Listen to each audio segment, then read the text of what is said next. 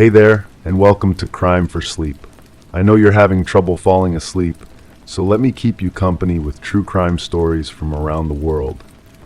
Before we dive in, I'm curious, where did you first hear this one? If you enjoy these stories, don't forget to like, comment, and subscribe. Now get comfortable, and let's get into tonight's case. Story 1.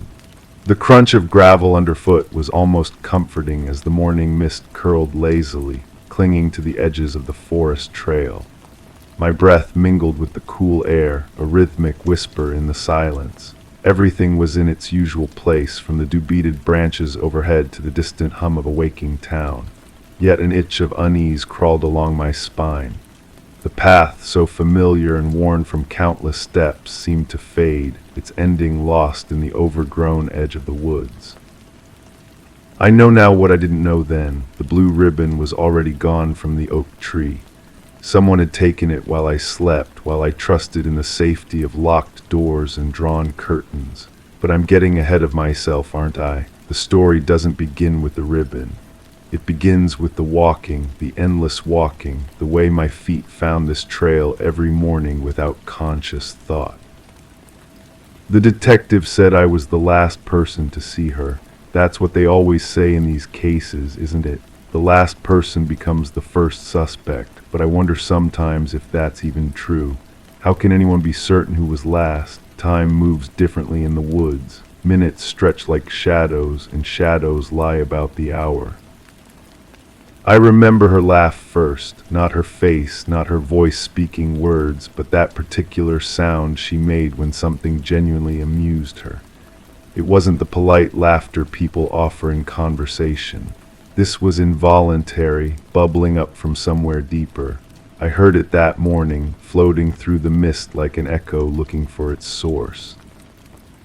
The ribbon had been there for weeks before she disappeared.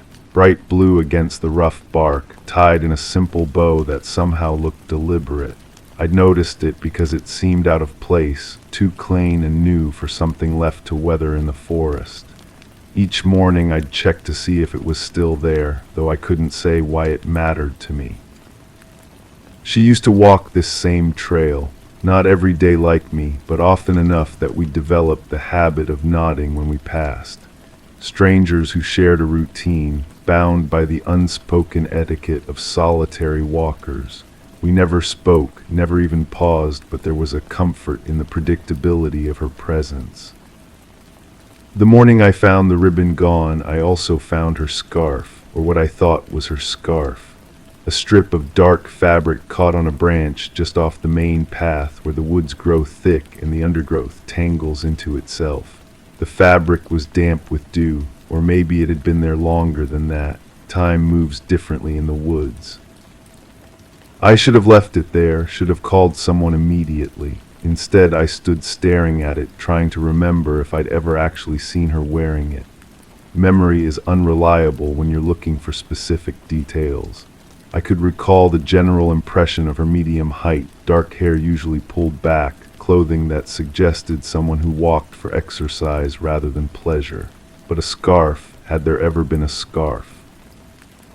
The fabric felt expensive between my fingers. Silk, maybe, or something that wanted to be silk. It was longer than I'd expected, long enough that I had to gather it in both hands, long enough to be useful for more than keeping someone warm. That's when I started thinking about the ribbon again. Blue ribbon, dark scarf, two things that didn't belong in the woods, found within feet of each other. I began to construct a story around these objects, the way people do when they need meaning more than truth. Maybe she'd tied the ribbon there herself, a marker of some kind, a signal. Maybe she'd been meeting someone on these morning walks, someone who needed to know where to find her.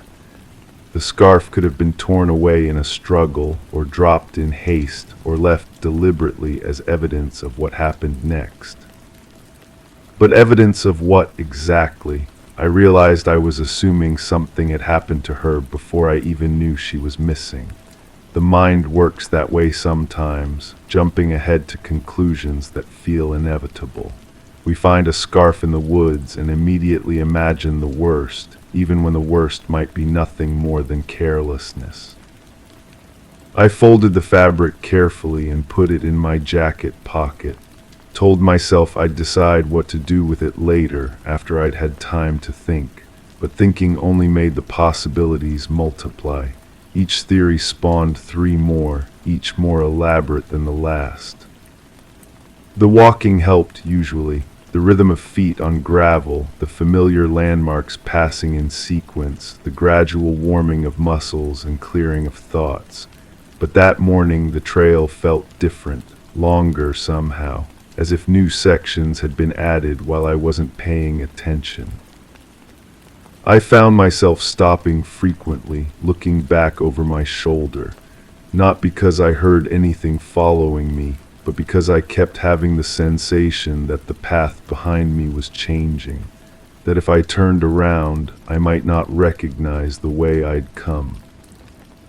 The trees seemed closer together than usual. Branches that I was certain had never touched before now intertwined overhead, filtering the light into strange patterns. I told myself it was the mist playing tricks, distorting distances and proportions, but the feeling persisted even after the sun burned through the haze.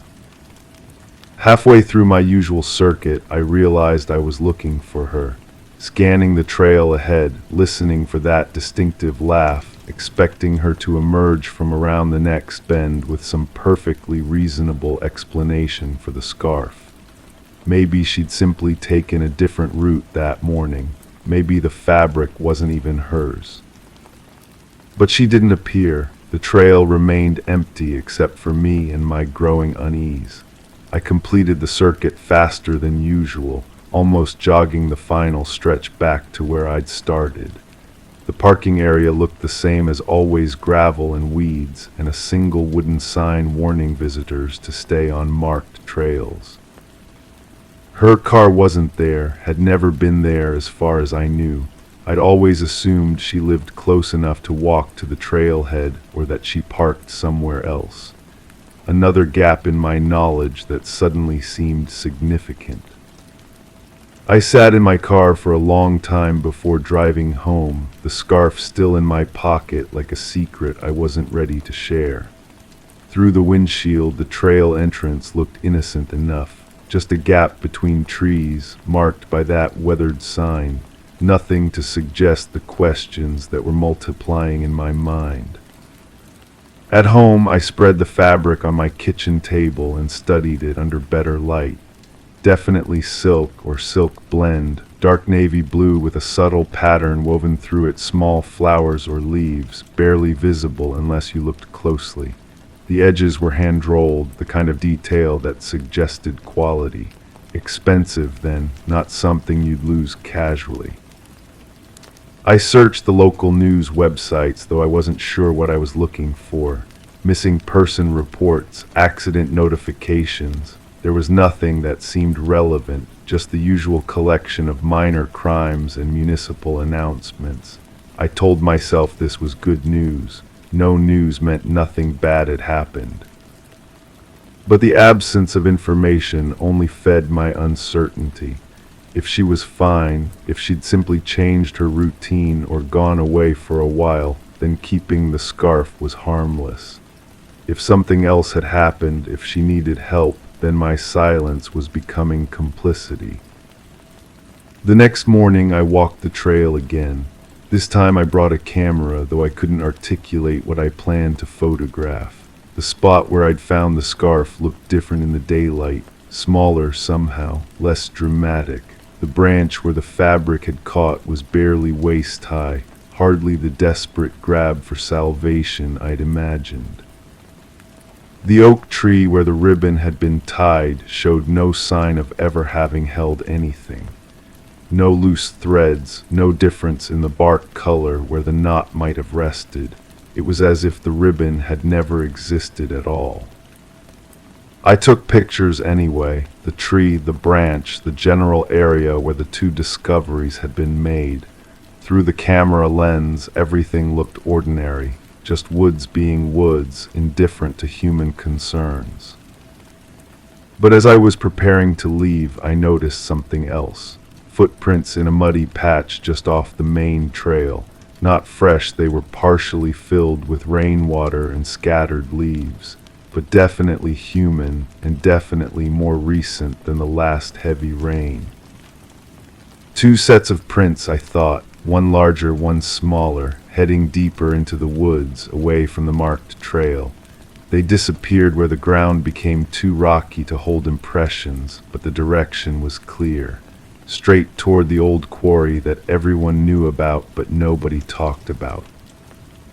The quarry had been abandoned for decades. Local kids used to dare each other to swim in its murky water before the town council finally installed barriers and warning signs. But barriers can be circumvented, and warning signs often have the opposite of their intended effect. I followed the prints as far as I could, taking more pictures. The deeper I went, the quieter the woods became. Even the birds seemed to avoid this section, leaving only the sound of my own breathing and the distant drip of water finding its way through the canopy. The quarry, when I finally reached it, looked exactly as I remembered from childhood explorations. A rough circle of dark water surrounded by steep stone walls, beautiful in its way, but undeniably dangerous. The kind of place where accidents could happen easily and bodies might never be found. I stood at the edge longer than I should have, staring into water that reflected nothing but sky. Somewhere below that surface, the quarry dropped to depths that had never been properly measured. Local legend claimed it was bottomless, connected to underground rivers that could carry things far from where they'd fallen. The walk back to my car felt different, purposeful somehow. I had a story now, complete with evidence and a plausible conclusion.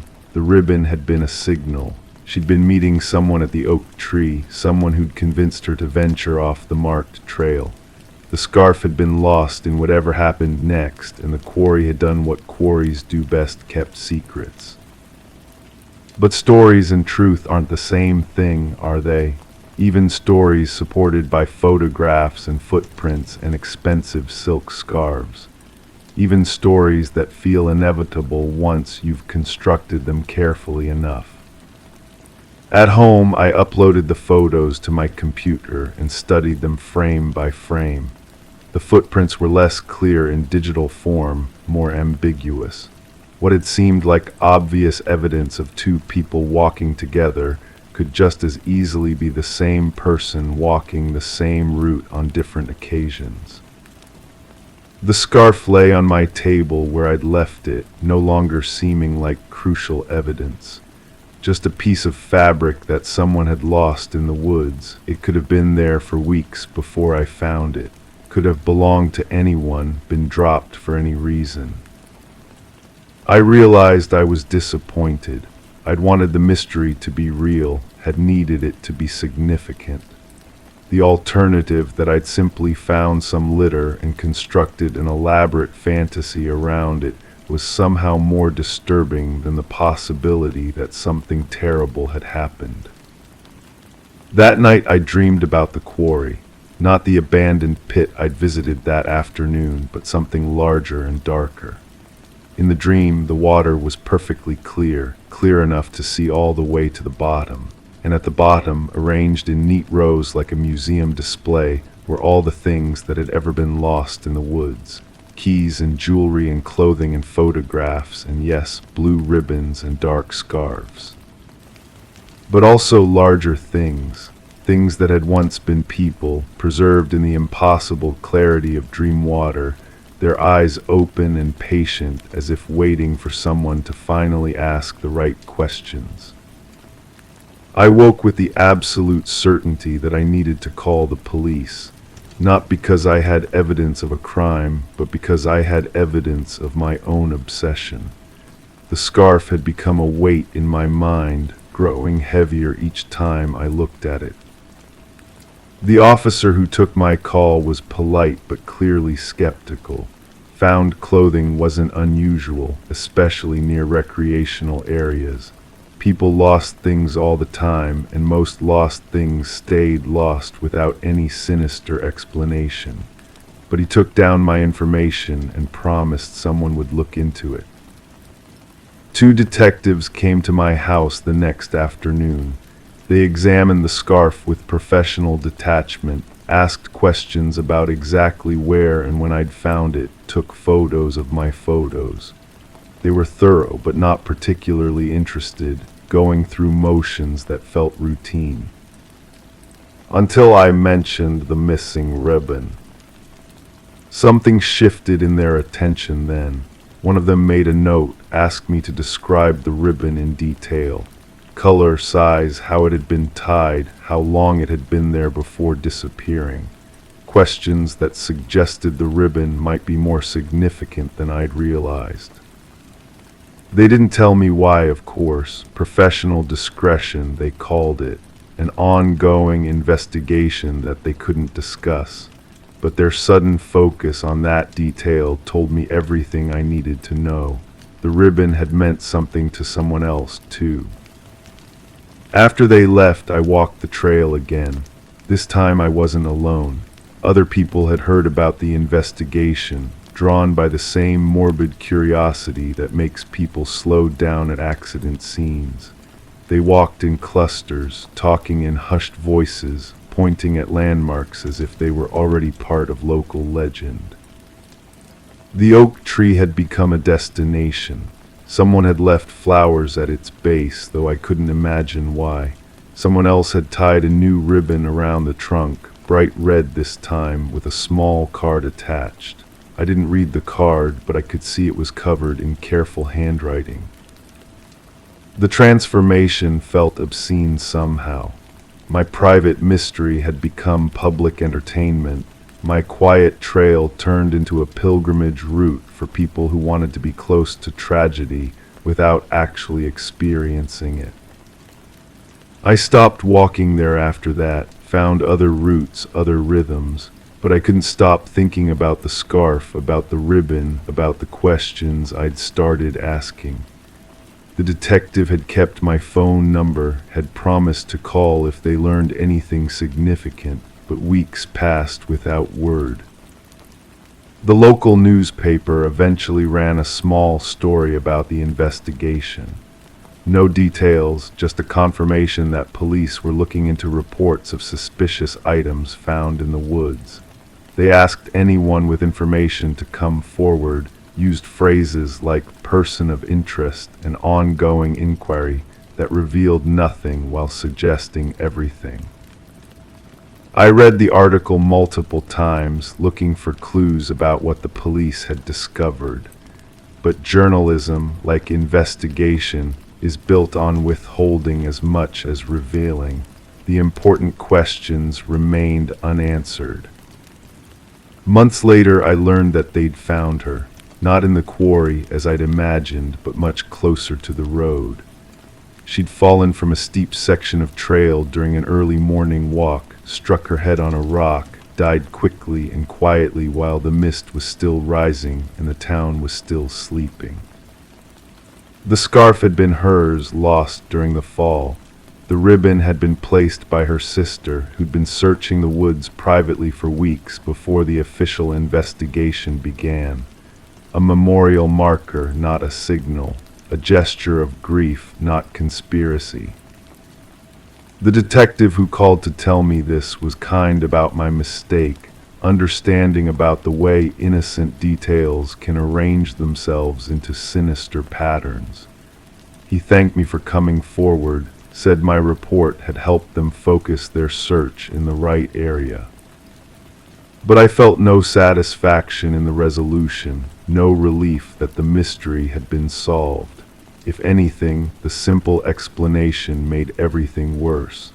I'd constructed an elaborate fantasy around a woman's accidental death, had turned her private tragedy into my personal entertainment. The trail reopened to normal use after the investigation concluded.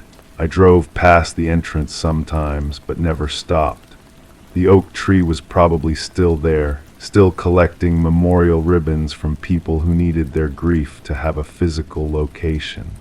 The quarry was still dark and deep and dangerous, still keeping whatever secrets it had always kept.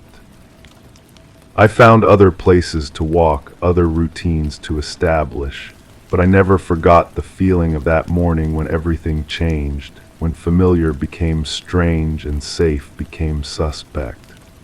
The way the mind can transform innocent details into evidence, the way we create mysteries because we need them more than we need truth. Sometimes, driving past the old trail entrance, I catch a glimpse of the woods through my peripheral vision. The trees look different now, less mysterious but somehow more unsettling, because I know what I'm capable of seeing there, what stories I can construct from nothing more than lost objects and morning mist. The crunch of gravel underfoot echoes differently now when I walk new trails. Each step carries the memory of questions I should never have asked, answers I should never have needed. The morning mist still curls through the trees, still clings to the edges of familiar paths. But that itch of unease along my spine has become permanent, a reminder that some mysteries exist only in the space between what we see and what we choose to believe. Story 2. My eyes lingered on the narrow window, just slightly ajar, letting in a sliver of the outside world that seemed unwelcome in this enclosed space. The sheer curtain trembled, a barely perceptible whisper of movement against the stillness of the room. Each shadow appeared to hold its breath, waiting alongside me for an affirmation of life that refused to manifest. I could feel the weight of the silence pressing down, the air dense with the unspoken. The walls seemed to listen, their surfaces taut with anticipation. A flutter somewhere in the periphery drew my gaze back to the window. The curtain had stilled, but the air felt different now, an emptiness where there should have been continuity. I had been sitting in this chair for what felt like a considerable stretch, though the clock on the mantelpiece had stopped working some period ago. The room belonged to my sister, though she hadn't occupied it in quite some duration. The police had finished their examination, leaving behind only the faintest residue of their presence, a displaced book here, a fingerprint powder smudged there.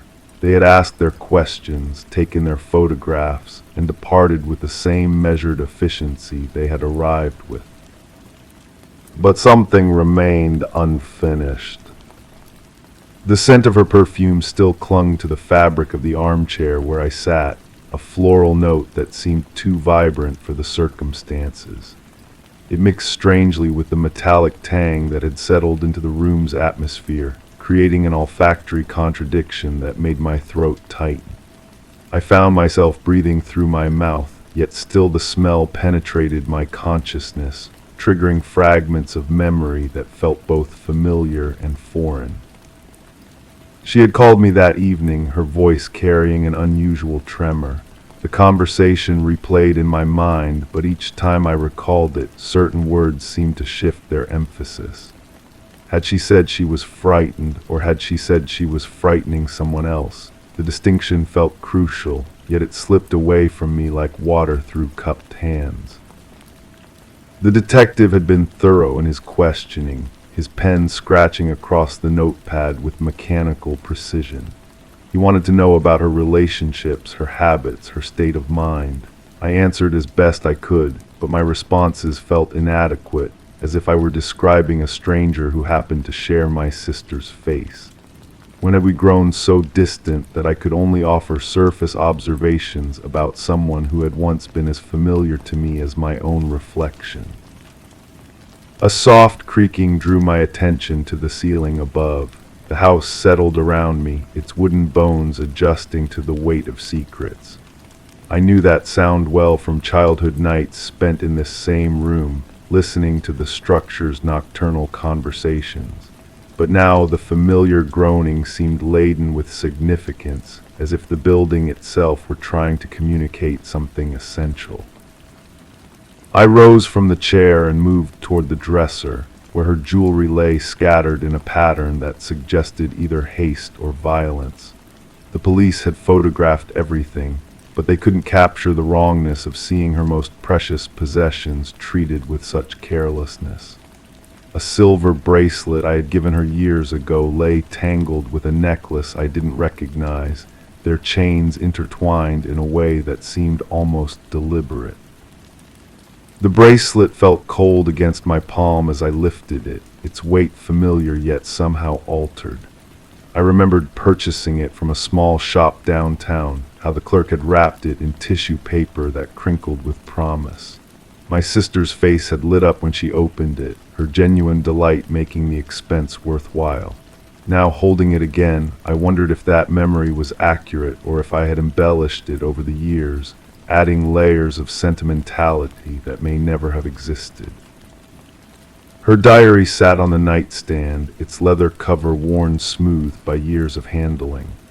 The detective had read through it, making notes about entries that might prove relevant to the investigation. He had asked if I wanted to examine it myself, and I had declined, feeling that to do so would constitute a final violation of her privacy. But now, alone in the room where she had written those pages, I found my resolve weakening. The first entry I read was mundane, a recounting of a lunch with a friend whose name meant nothing to me. The handwriting was unmistakably hers, the familiar loops and crosses that I had seen on birthday cards and shopping lists. Yet as I continued reading, the voice that emerged from the pages seemed increasingly foreign. She wrote about fears I had never suspected, relationships I knew nothing about, and a growing sense of being watched that she had never mentioned to me.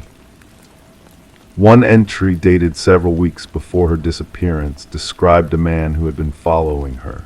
She provided no name, referring to him only as the Shadow. Her description was frustratingly vague, as if she were deliberately obscuring his identity even from herself. He was tall, she wrote, but then contradicted herself in the next line, saying he seemed to shrink when she looked directly at him. His hair was dark, then light, then she couldn't remember at all. I found myself questioning whether these entries were factual accounts or the products of an increasingly paranoid mind.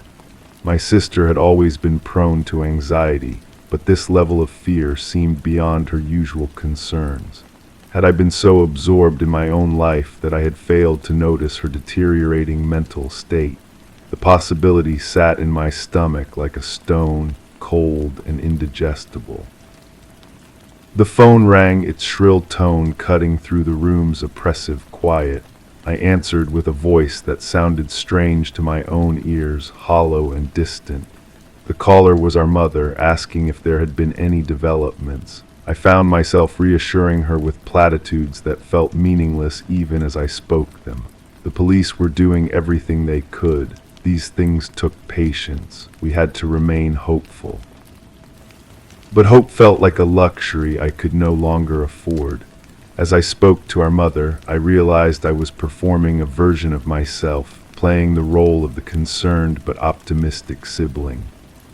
The truth was far more complicated, tangled up in guilt and confusion, and a growing suspicion that I had never really known my sister at all.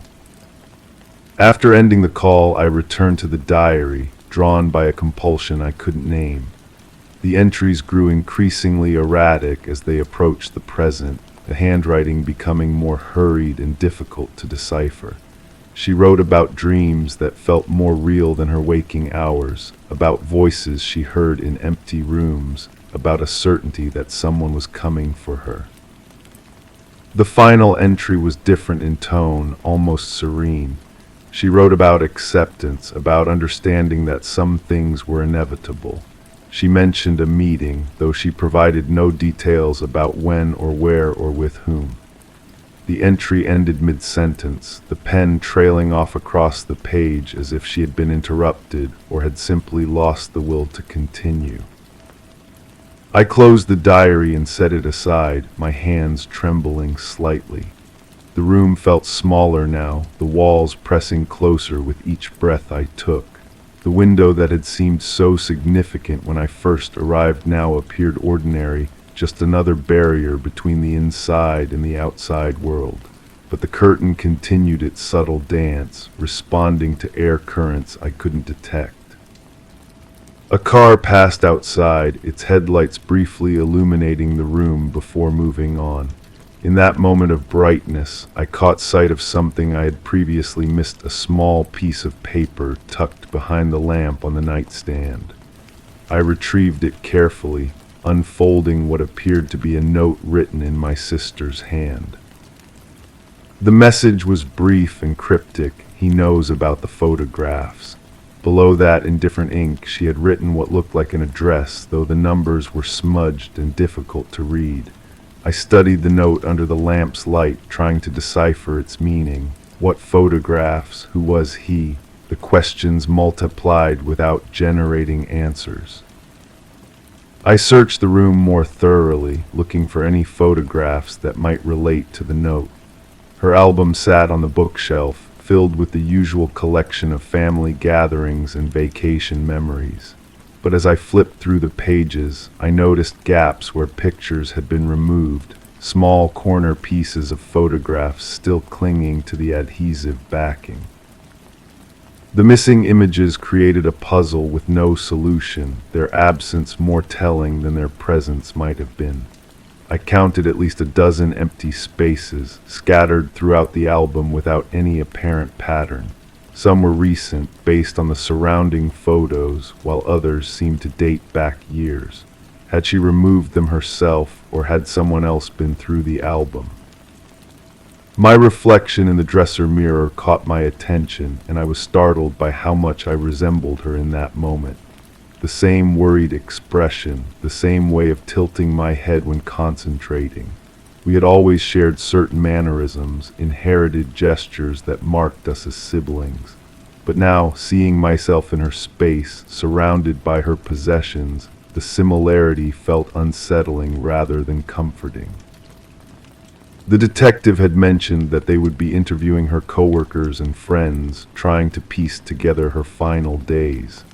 He had asked if I knew of anyone who might want to harm her, and I had answered honestly that I couldn't imagine such a person.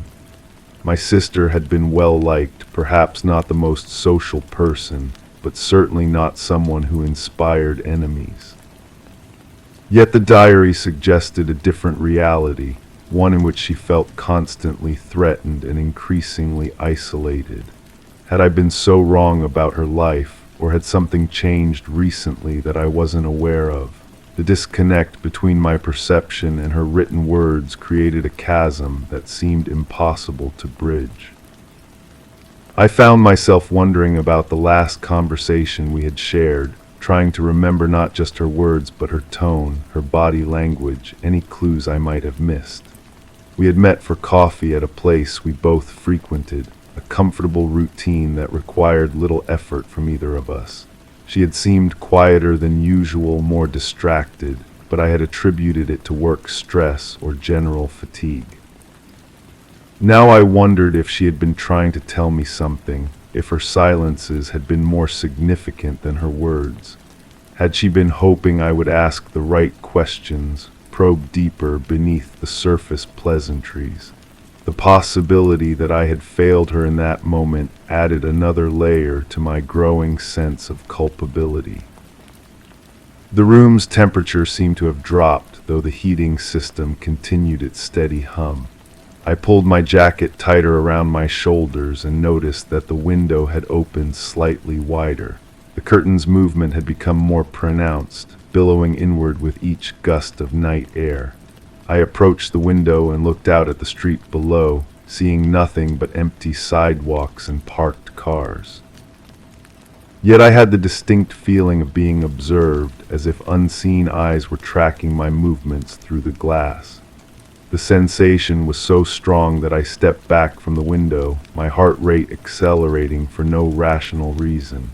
I told myself it was just nerves, the natural result of spending too much time in a place touched by tragedy. But the feeling persisted, a prickle of awareness that refused to be dismissed. I decided to leave, gathering my things and taking one final look around the room.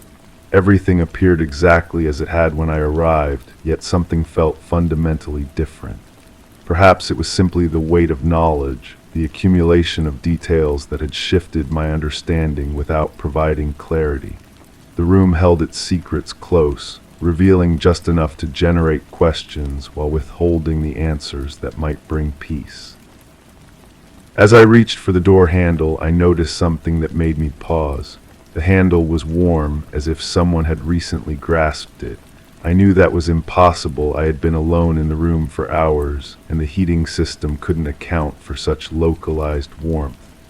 Yet the metal retained the unmistakable heat of human contact, smooth and slightly damp against my palm. I left the room quickly, not bothering to look back. The hallway felt different too, charged with an energy that hadn't been present when I arrived. My footsteps echoed against the hardwood floors, each sound seeming to announce my presence to the empty house. But was it truly empty? The question followed me down the stairs and out into the night, where the cold air felt like a relief against my overheated skin. Standing on the sidewalk, I looked back at the house one final time. The window to my sister's room glowed softly in the darkness, the curtain still visible through the glass. As I watched, a shadow seemed to pass across the light, quick and indistinct, but undeniably there.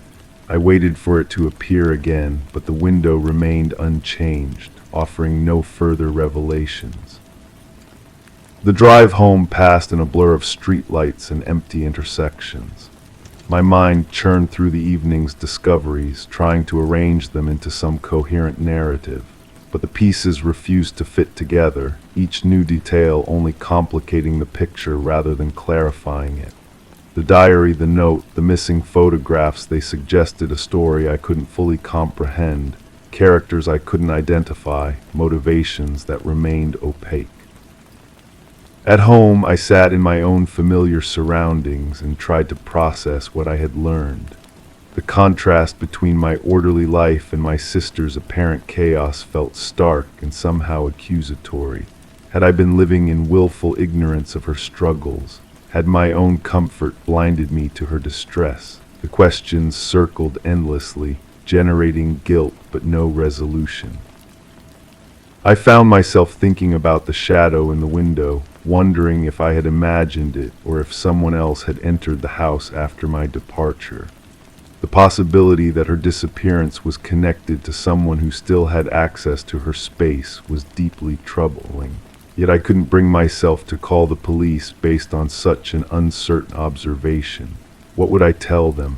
That I had seen something that might have been nothing at all. The night stretched ahead of me, filled with unanswered questions and uncomfortable possibilities. My sister remained missing, her fate unknown and perhaps unknowable. The investigation would continue, evidence would be gathered and analyzed, but I suspected that the truth would remain as elusive as the shadow I had glimpsed in her window. I realized that I might never know what had happened to her, might never understand the fears that had consumed her final weeks or the identity of the person she had been so afraid of. The ambiguity was perhaps the cruelest aspect of the situation, the way it resisted closure and left room for endless speculation. As I finally prepared for bed, I found myself listening to the sounds of my own house settling around me. Each creak and whisper seemed pregnant with meaning, though I knew they were just the natural noises of a structure adjusting to the night. Still, I couldn't shake the feeling that something had followed me home from that room, some residue of mystery that would continue to haunt my quiet moments. The last thing I remembered before sleep finally claimed me was the image of that curtain, dancing in the breeze from an open window, moving to rhythms I couldn't hear or understand. Story 3. The lock clicked into place just as my breath caught in the stale air. I traced the cool metal surface with a fingertip, feeling an unexpected warmth underneath. The quiet was absolute, pressing against my ears, yet the room felt crowded, as if shadows were shifting just out of view. My skin tingled with an unasked question, a sensation I couldn't quite shake off. When I finally turned back, the door seemed heavier than before.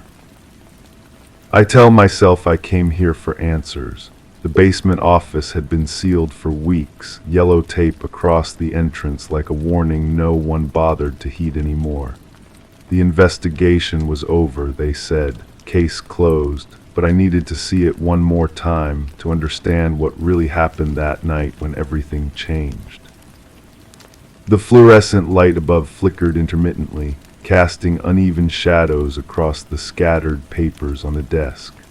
I could smell the lingering scent of coffee and something else, something metallic that made my stomach turn slightly. The chair was pushed back at an odd angle, as if someone had stood up quickly. On the desk, a half-finished crossword puzzle lay beside an overturned pen holder, black ink spreading across the white margins in a small, dark pool. This is what I remember. I was upstairs in the main office when I heard the commotion. Raised voices, then silence. By the time I made it down here, the door was already open and they were gone. The security guard found them an hour later in the parking lot, arguing beside their car. It was simple workplace drama that got out of hand, nothing more. Two colleagues who couldn't resolve their differences professionally. The company handled it quietly, transfers were arranged, and life moved on. But my hands are trembling now as I touch the desk's surface. The wood feels wrong somehow, too smooth in some places, too rough in others. I run my palm across it and feel tiny grooves like scratch marks. When did those appear? The air conditioning unit hums in the corner, but the sound seems to pulse, creating a rhythm that doesn't match my heartbeat. I close my eyes and try to focus on the official version of events, the one that makes sense. Two people had a disagreement, words were exchanged, someone left, someone followed. They talked it out in the parking lot and went their separate ways. Yet when I open my eyes, I notice the carpet near the filing cabinet has a different texture, as if it's been cleaned more thoroughly than the rest. The chemical smell of industrial carpet cleaner mingles with that metallic scent, creating something that makes my throat constrict. I remember walking past this office that evening, seeing the light still on. I remember thinking it was unusual for anyone to be working so late. But now, standing here, I can almost hear voices through the walls, not the raised voices I reported, but whispers. Urgent, frightened whispers. My reflection catches in the dark computer screen, and for a moment I don't recognize myself. My face looks pale, drawn, older somehow. Behind my reflection, the room appears different in the monitor's surface, the furniture arranged differently, shadows falling at impossible angles. I shake my head and focus on the facts. The security footage showed nothing unusual. 2 people entering the building, 2 people leaving. The timestamps were clear. The parking lot conversation was brief and civil, according to the guard who witnessed it. Everything was documented, filed away, forgotten. But my chest feels tight and I realize I've been holding my breath. The silence in this room isn't peaceful, it's expectant, like the moment before thunder. I can feel sweat forming on my palms despite the cool air. When I press my hand against the wall, it feels warm, almost feverish. There's a coffee mug on the windowsill that I don't remember seeing before. The liquid inside has long since evaporated, leaving a dark ring at the bottom. Beside it, a small plant sits withered and brown, its leaves curled inward as if protecting itself from something. I try to reconstruct that evening again, but the details keep shifting.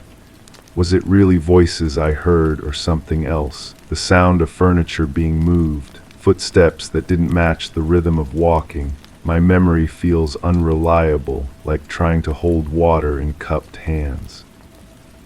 The filing cabinet drawer is slightly open, and when I peer inside, I see files that seem to be in the wrong order.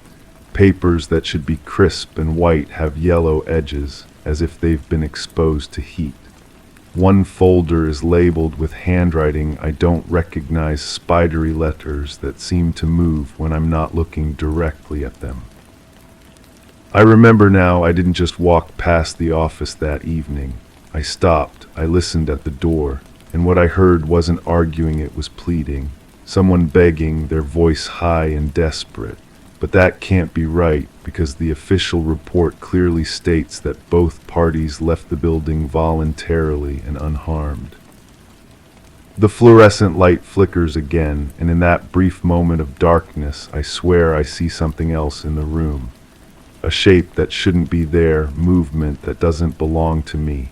When the light steadies, I'm alone again, but the air feels disturbed, as if someone has just walked past.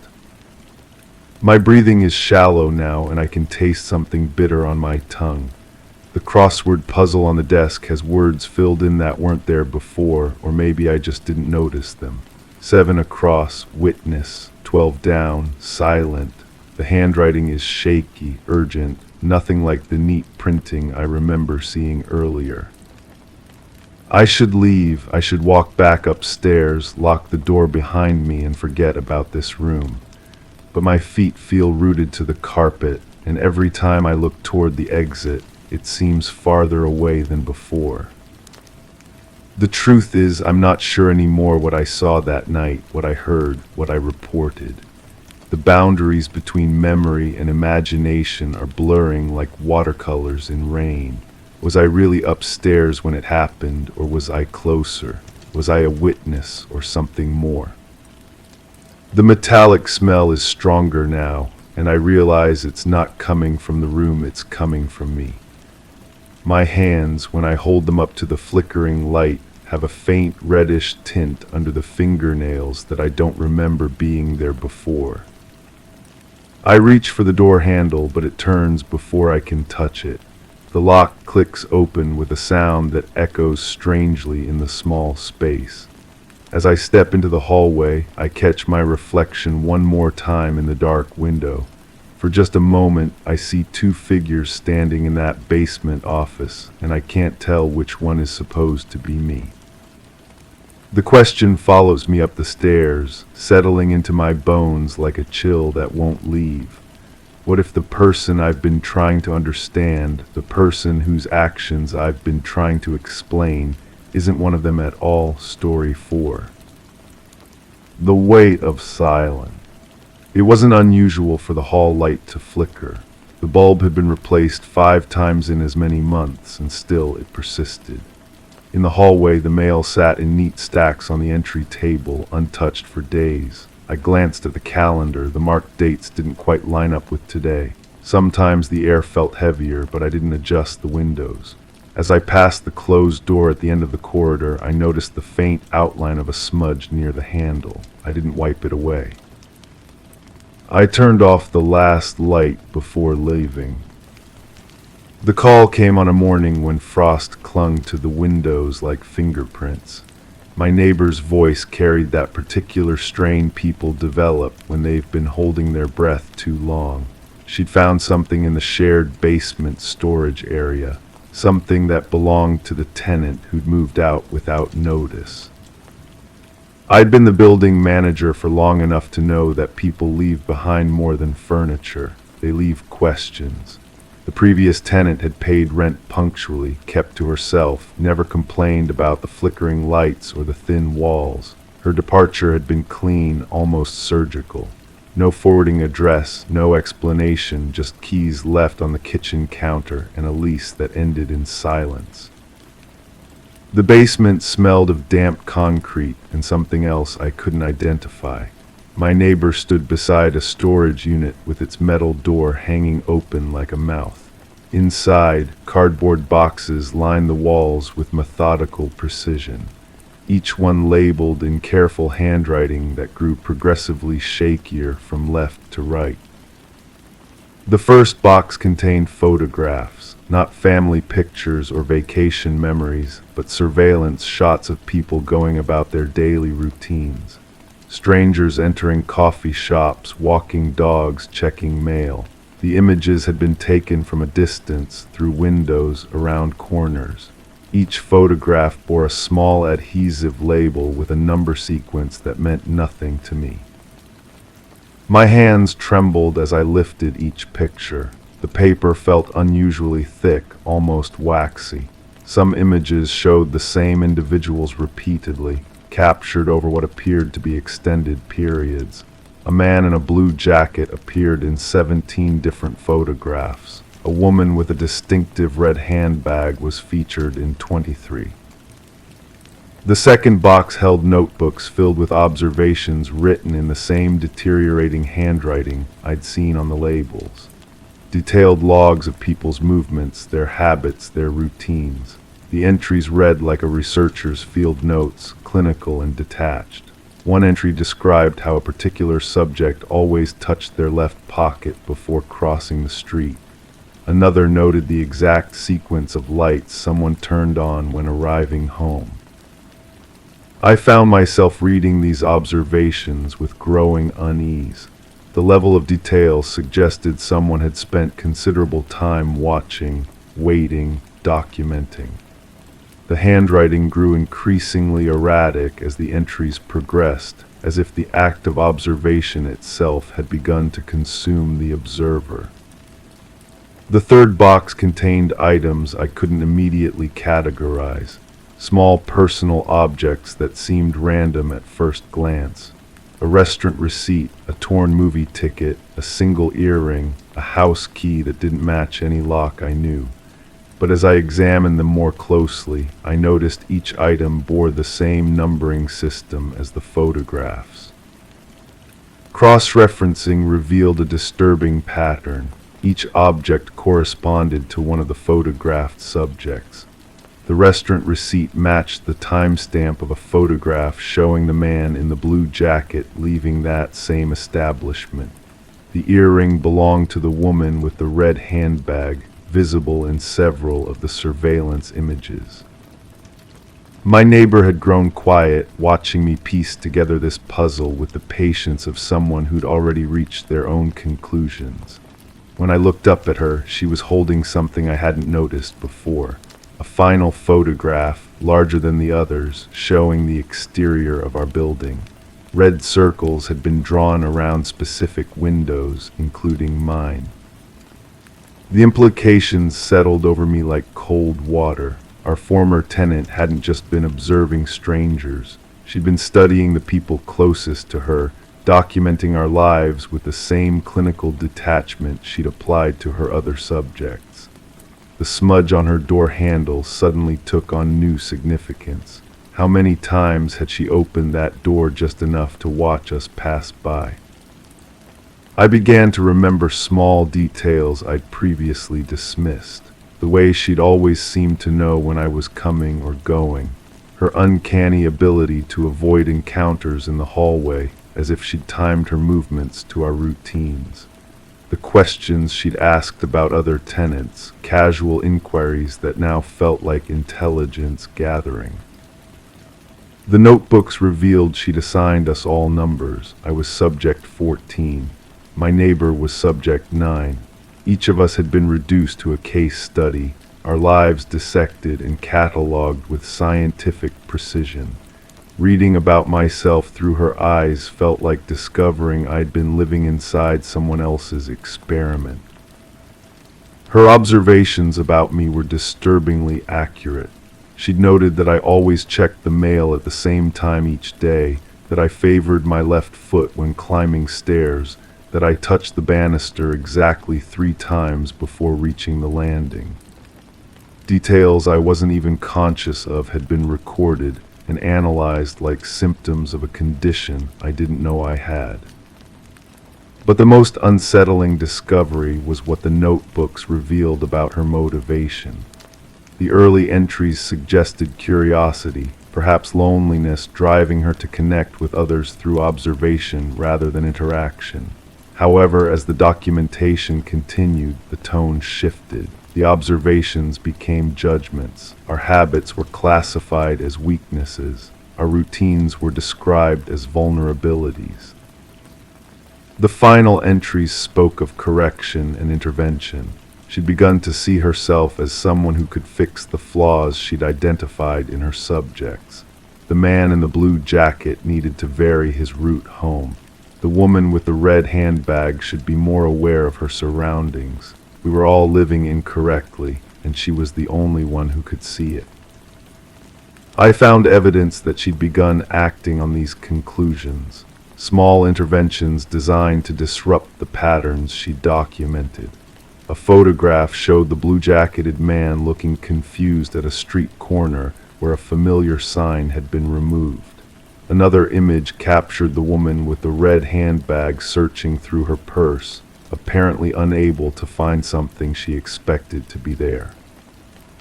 The realization that she'd been manipulating her subjects' lives sent a chill through the basement air. These weren't just observations anymore. They were preparations for something larger, more invasive. The question that haunted me was whether she'd completed whatever she'd been planning, or if her sudden departure had interrupted something worse.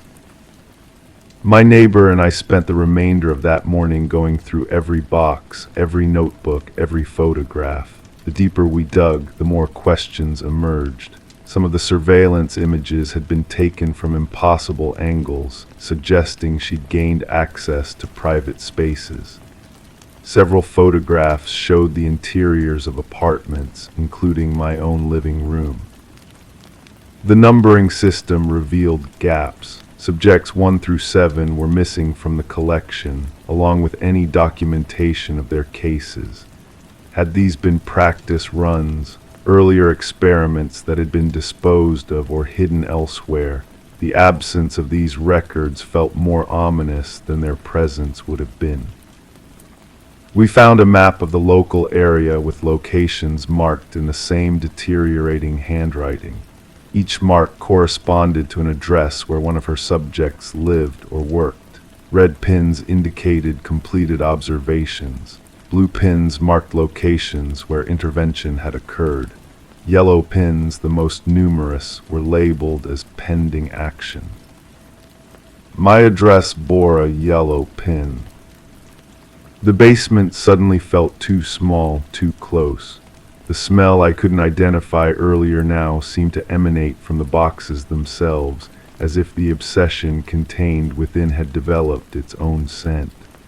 We sealed everything back up and climbed the stairs in silence, but the weight of what we'd discovered followed us. That evening I found myself examining my own apartment with new eyes. Which angles had she used to photograph my living room? How had she gained access? I checked the locks, the windows, the ventilation grates. Everything appeared secure, but security felt like an illusion now. She'd been inside my space, documenting my life, planning some form of correction I couldn't even imagine. Sleep came fitfully. Every sound in the building seemed amplified, significant. The flickering hall light took on new meaning. Had she been the one replacing those bulbs? Had each replacement been an opportunity to install something else, some form of surveillance I hadn't detected? The next morning brought a knock at my door. 2 investigators had come to ask questions about the former tenant. My neighbor had contacted them about our discovery, and they were conducting what they called a preliminary inquiry. Their questions were careful, professional, but I sensed an urgency beneath their measured tones. They confirmed that our former tenant was a person of interest in several cases involving stalking and harassment. The pattern of surveillance and intervention we'd uncovered matched reports from other locations. She'd been moving from place to place, establishing herself in communities where she could study and attempt to correct the behavior of others. What they couldn't tell me was where she'd gone or whether her departure from our building had been voluntary. The investigators spoke in careful language about ongoing inquiries and active cases. They collected the boxes from the basement, but their expressions suggested this was just one piece of a much larger puzzle. The building felt different after they left. The other tenants had learned about the discovery, and conversations in the hallways carried a new tension. We'd all been subjects in someone's private study, our lives cataloged and judged by criteria we couldn't understand. The sense of violation was collective, shared, but also deeply personal. I began to notice things I'd never paid attention to before. The exact timing of my daily routines, the predictable patterns she documented so meticulously. Part of me wanted to change everything, to become unpredictable, to escape the behavioral cage she'd constructed around me. But another part resisted, unwilling to let her observations alter the life I'd chosen to live. The investigation continued for weeks, but the updates became increasingly vague. The trail had gone cold. Our former tenant had vanished as completely as she'd arrived, leaving behind only her documentation and the questions it raised. The investigators spoke of other victims, other locations, but offered no timeline for resolution. The building's management company installed new locks and security measures, but these felt like gestures rather than solutions. The real violation had been psychological, the knowledge that someone had been watching, judging, planning. Physical security couldn't address the lingering sense that we were still being observed, still subjects in an experiment that might continue elsewhere. Months passed before I could walk through the hallway without thinking about her surveillance. The flickering light was finally repaired by an electrician who found nothing wrong with the fixture itself. The mail stacks returned to normal patterns as life resumed its rhythms, but the smudge on her door handle remained, a faint reminder of the presence that had studied us all. I sometimes wonder about the missing subjects, the ones numbered 1 through 7, whose documentation had been removed or hidden. Had they experienced the same violation we'd felt? Had they ever learned they'd been watched? Or had her methods been different then, less careful, more direct? The yellow pins on her map still haunt my thoughts. Pending action, she'd labeled them. Actions that were interrupted by her departure but never canceled, never resolved. The investigators couldn't tell me whether she'd found a new location, new subjects to study and correct. The pattern suggested she would, that the compulsion driving her observations wouldn't simply disappear. Sometimes in quiet moments I catch myself following the routines she'd documented. The same paths, the same timing, the same unconscious habits that had made me subject 14 in her clinical study. I tell myself these patterns are mine, chosen freely, but her observations have become a lens through which I see my own behavior. The basement storage area remains empty now, but I avoid it when possible. The smell I couldn't identify has faded, but the memory of those boxes, those photographs, those detailed judgments of our lives continues to linger. We were all living under observation without knowing it, subjects in an experiment we never consented to join. The case remains open, the investigators assured me during their final visit. But open cases can close without resolution, and missing persons can remain missing. The questions she raised about privacy, about the vulnerability of routine, about the thin line between observation and obsession, these remain unanswered. I still check the mail at the same time each day. I still favor my left foot on the stairs, still touch the banister 3 times before reaching the landing. These habits feel different now, observed and documented, but they remain mine. She may have cataloged my patterns, but she never succeeded in correcting them. The flickering hall light has been replaced with a fixture that burns steady and bright, but sometimes in the peripheral vision of memory, I still see it flicker. Still wonder if someone is watching, documenting, planning corrections to lives they believe need fixing. The truth about what she intended, about what her interventions were building toward, remains locked away with her disappearance. We were left with the evidence of her obsession, but not its conclusion, the documentation of her study, but not its final purpose. And perhaps that's the most unsettling realization of all. Somewhere in some other building, in some other community, the observation might be continuing. New subjects, new numbers, new yellow pins marking pending actions on a map we'll never see. The weight of that possibility follows me through the hallways, past the steady light, beyond the door that once bore the smudge of someone else's careful watching. We were studied, catalogued, and judged, but we were also in the end abandoned, left to wonder what correction she'd planned for us, and whether our ignorance is protection or just postponement of something we'll never fully understand. Story 5. The conference room door was closed, as noted in the building access logs. Each chair was aligned precisely around the table with no indication of displacement. Files were stacked neatly in their designated spots, unmarked and untouched. The projector screen was lowered, though the projector's power light blinked a steady red. The blinds were drawn, allowing no external visibility. The security footage confirmed no disturbances throughout the night. The air conditioning was set to its usual temperature. However, the thermostat registered an unauthorized adjustment. That's what they told me anyway, but the nausea won't stop. It sits in my stomach like a stone, cold and heavy, pressing against my ribs with each breath. I've been carrying this feeling for days now, maybe weeks.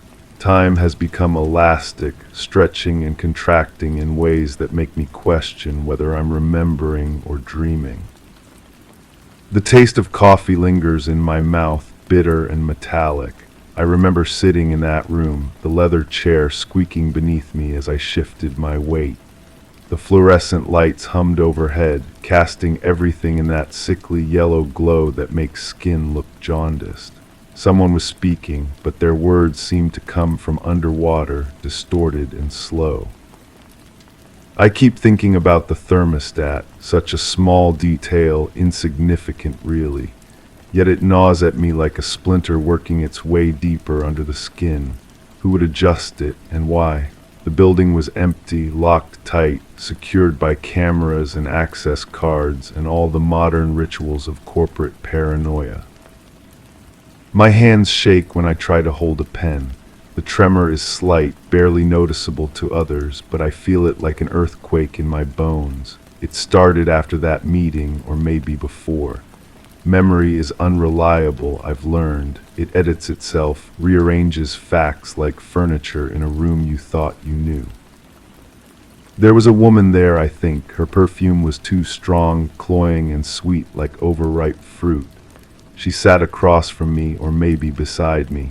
The details blur together like watercolors in rain. Her voice was sharp, cutting through the air with surgical precision.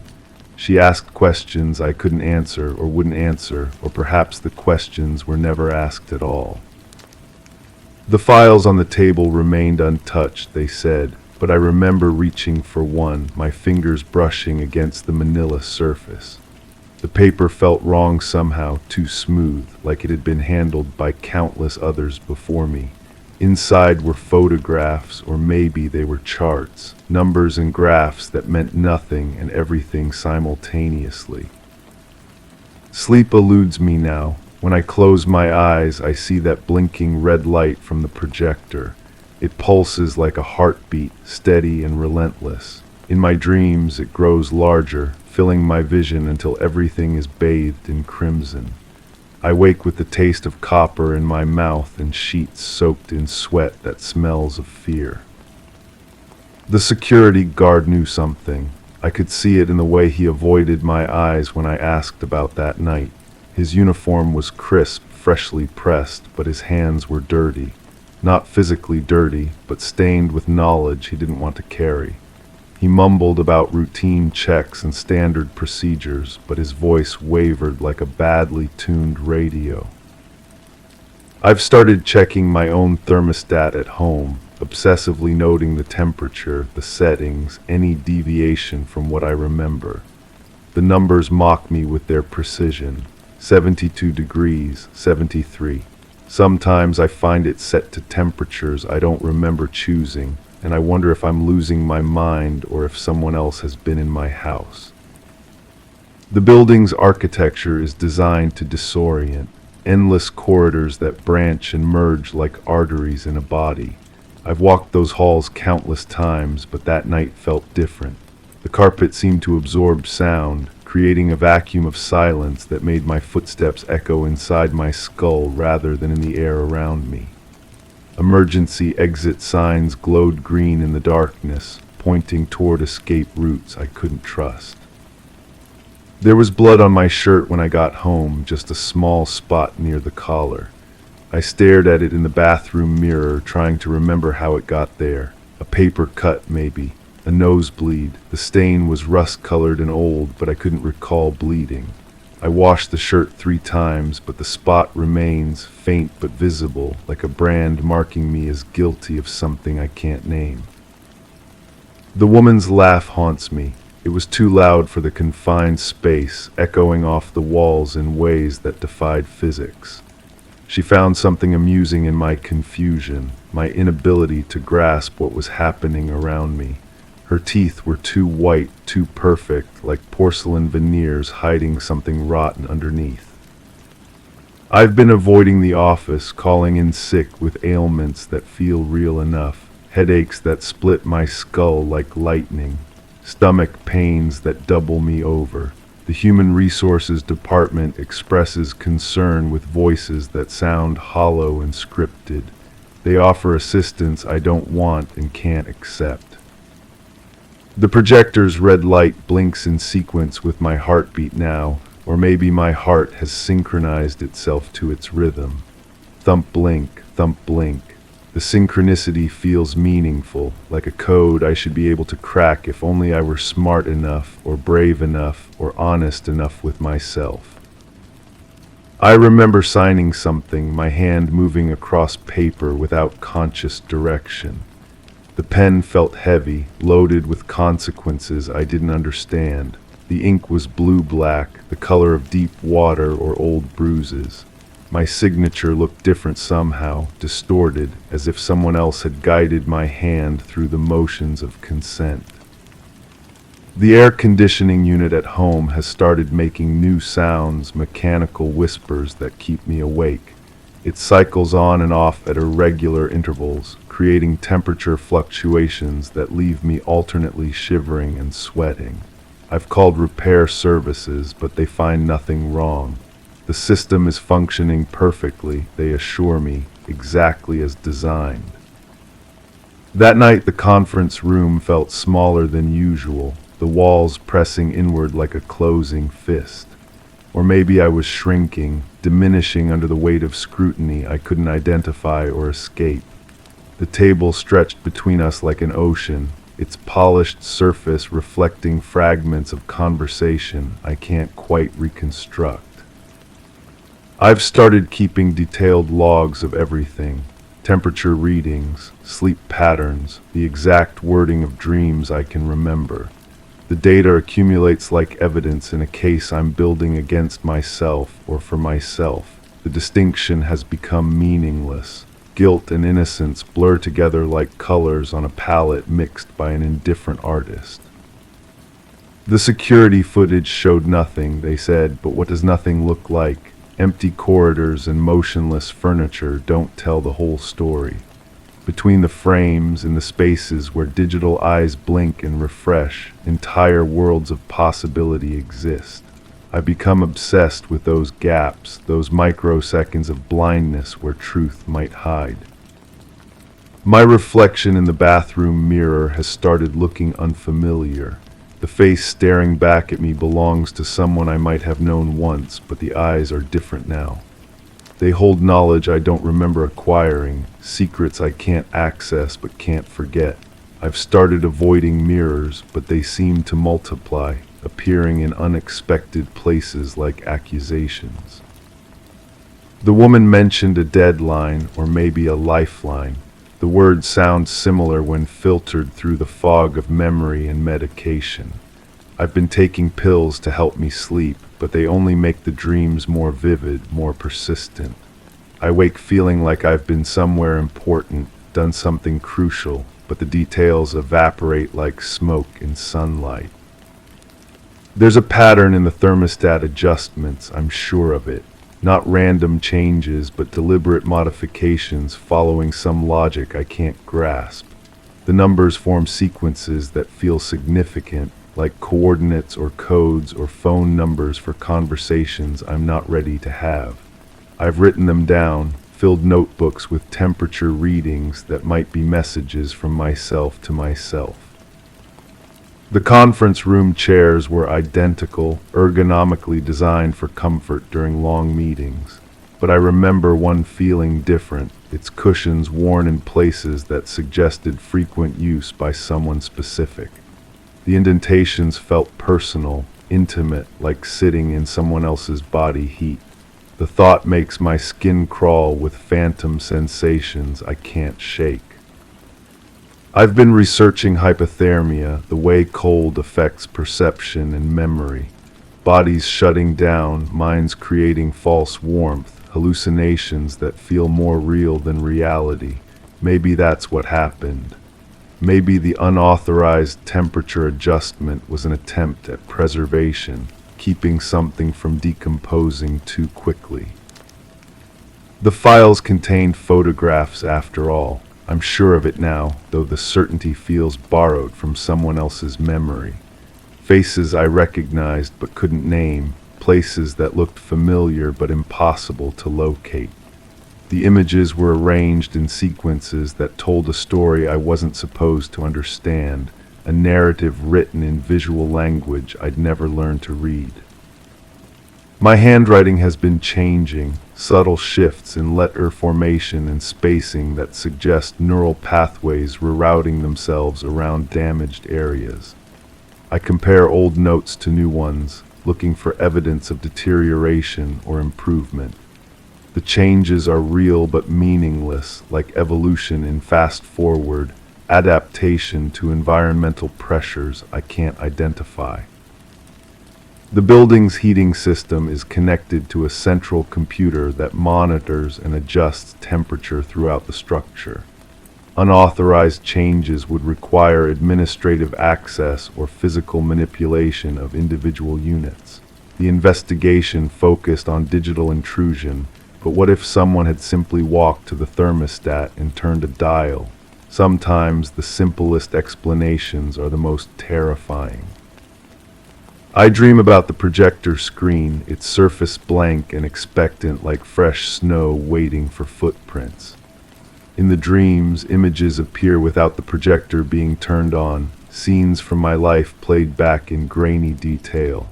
I watch myself in that conference room, but the perspective is wrong, the angle impossible unless someone else was there, someone the cameras didn't record. The nausea has become my companion, a constant presence that shapes my days around its rhythms. I've learned to eat small amounts at regular intervals, to avoid sudden movements, to breathe through my mouth when the waves hit hardest. It's not morning sickness or food poisoning or any conventional ailment. This is guilt made manifest, shame given physical form. I keep returning to that detail about the blinds being drawn. Who draws blinds in an empty building? What needed to be hidden from outside observation? The windows faced a parking lot and a line of trees, nothing sensitive or classified. But privacy is about more than security. Sometimes we hide things from ourselves, create barriers between what we know and what we can bear to acknowledge. The woman's perfume lingers in my car, though I don't remember her ever being there. The scent triggers memories that feel borrowed or implanted, scenes from a movie I might have watched or a book I might have read. She becomes less real with each recollection, fading into symbol or metaphor, a representation of something I can't name directly. I've started setting my thermostat to random temperatures, hoping to break whatever pattern I've fallen into. But my body rebels against the changes, shivering in artificial cold or sweating in manufactured heat. Comfort has become foreign, a concept from before, when I trusted my environment to support rather than interrogate me. The security guard quit without notice. I heard through channels that still function despite my isolation. He left behind his uniform and badge, personal items that suggested hasty departure rather than planned resignation. His replacement knows nothing about that night, speaks in corporate phrases that reveal nothing while promising transparency. That red light pulses behind my eyelids now, even when I'm awake. It's become part of my visual field, a constant reminder of something I'm supposed to remember or forget. The distinction has collapsed. Memory and amnesia serve the same function, protecting me from knowledge I can't handle while ensuring I never escape its weight. The conference room remains unchanged, they tell me. Still locked, still monitored, still maintaining its precise arrangement of furniture and files. But I know it's different now, marked by whatever happened there, infected with the residue of truth or lies or something worse than either. Some spaces never recover from the events they witness. I understand now that the unauthorized thermostat adjustment was mine. Not a deliberate act, but an unconscious response to temperature changes my body registered before my mind could process them. Heat rises from certain kinds of shame, from guilt that burns through skin and muscle to mark bones with its signature.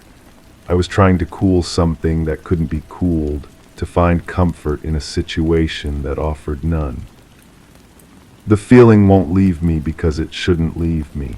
It's earned its place in my chest, that cold stone pressing against my ribs with each breath. Some knowledge changes you at the cellular level, rewrites your DNA with information that becomes part of who you are. I carry that conference room with me now, its precise arrangement and hidden chaos, its questions without answers and answers without questions. The red light blinks on, story 6. The fire alarm remained silent as I entered the building at precisely 1842. The lobby reflected standard maintenance protocol with polished floors and functional lighting fixtures. Elevators operated normally, ascending with unremarkable efficiency. Upon reaching the 4th floor, the hallway was devoid of any discernible foot traffic or abandoned items.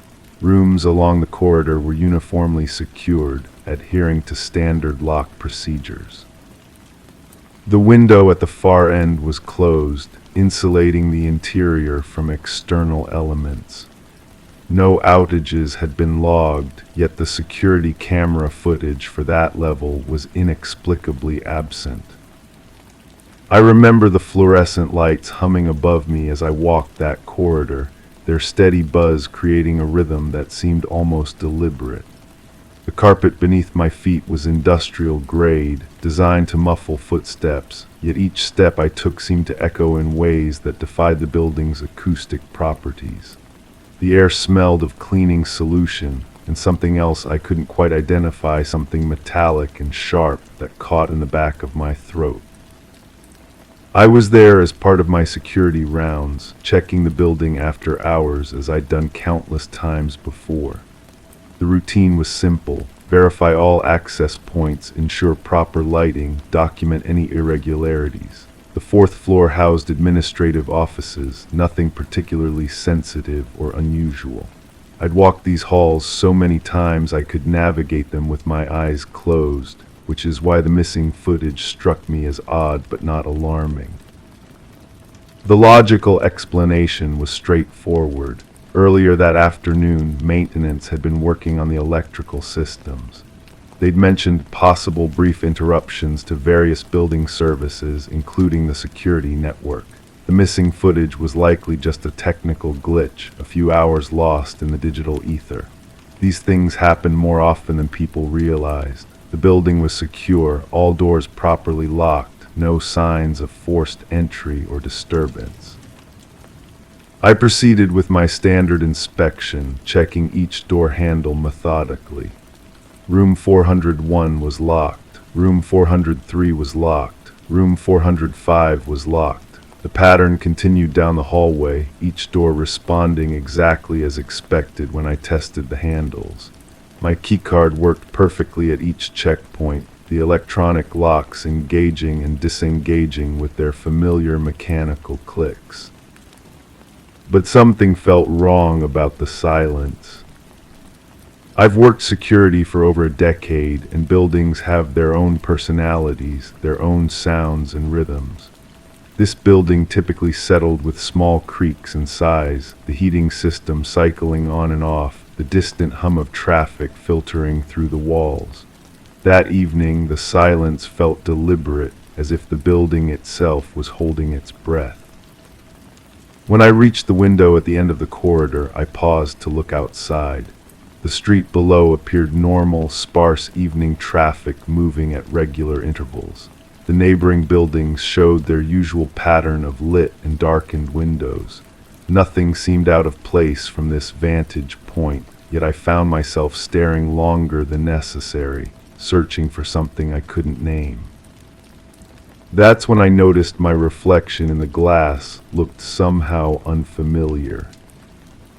The face staring back at me seemed tired in a way that went beyond physical exhaustion. There were shadows under my eyes that I didn't remember seeing that morning, and my uniform appeared rumpled despite having been freshly pressed. More unsettling was the expression on my face, a look of confusion or concern that didn't match how I thought I was feeling. I turned away from the window and began my return journey down the corridor, but the fluorescent lights seemed dimmer now, casting longer shadows between the doorways. The metallic smell had grown stronger, and I found myself breathing through my mouth to avoid it. Each door I passed seemed to require more effort to verify, as if the handles were becoming heavier with each test. Room 406 was locked. Room 404 was locked. Room 402 was locked. But wait, hadn't I already checked these rooms? The sequence felt familiar yet wrong, like walking through a mirror image of my earlier inspection. I paused and tried to reconstruct my path, but the details seemed to slip away from me like water through my fingers. The sensation of déjà vu was overwhelming now, accompanied by a growing certainty that I was missing something crucial. My training told me to trust the evidence of my senses, to rely on standard procedures and logical assessment, but my body was telling me a different story entirely. My hands were shaking slightly as I reached for my radio to check in with dispatch. The device felt heavier than usual, and when I pressed the call button, the static seemed unusually loud in the oppressive silence of the corridor. My voice sounded strange to my own ears as I reported my status, the words coming out more slowly than intended. Fourth floor inspection complete, all secure. But even as I spoke those words, I knew they weren't entirely true.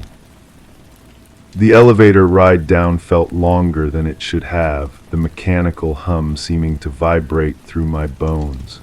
When the doors opened in the lobby, the polished floors reflected the overhead lights in patterns that seemed to shift and move when I wasn't looking directly at them. The exit door was exactly where it should be, but the distance to reach it felt enormous.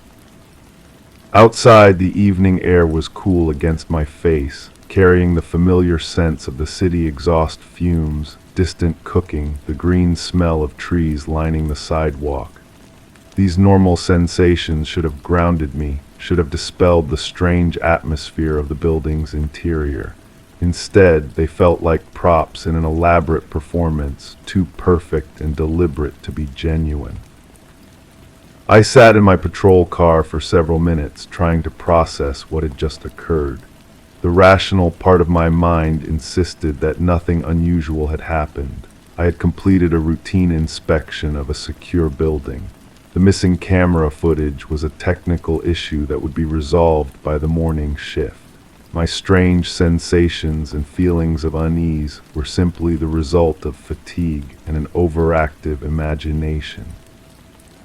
But my hands continued to shake as I started the engine. The drive back to the station should have taken 15 minutes, but somehow I found myself pulling into the parking lot with no clear memory of the journey. The dashboard clock showed a time that seemed wrong, though I couldn't pinpoint exactly why. My logbook entry for the evening was brief and factual, documenting the completed inspection and noting the camera malfunction for follow-up. Yet as I wrote those words, images flashed through my mind that didn't match my official account. I saw myself standing in that corridor, but not alone. There were voices, low and urgent, coming from behind one of those locked doors. I saw my keycard sliding into an electronic reader, but the light that flashed wasn't green, it was red, angry, and insistent.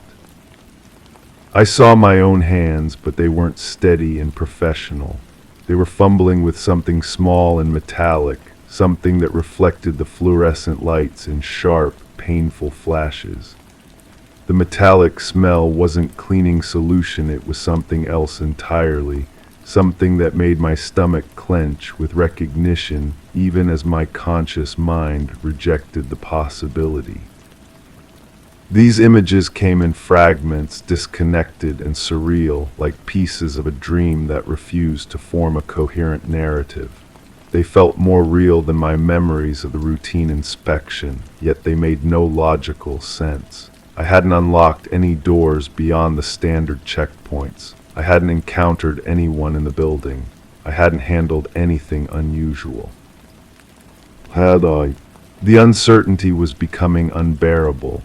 I found myself returning to the building the next evening, ostensibly to complete another routine inspection, but really to confront whatever I had missed or forgotten. The lobby looked exactly the same. The elevator operated with the same unremarkable efficiency, and the fourth floor corridor was as silent and empty as before. But the camera footage was still missing. Standing in that hallway again, I tried to recreate my previous evening's movements exactly. I tested each door handle, walked the same path, paused at the same window. Everything proceeded normally until I reached the spot where I had noticed my strange reflection. This time when I looked in the glass, I saw not just my own face, but the faint outline of someone else standing behind me.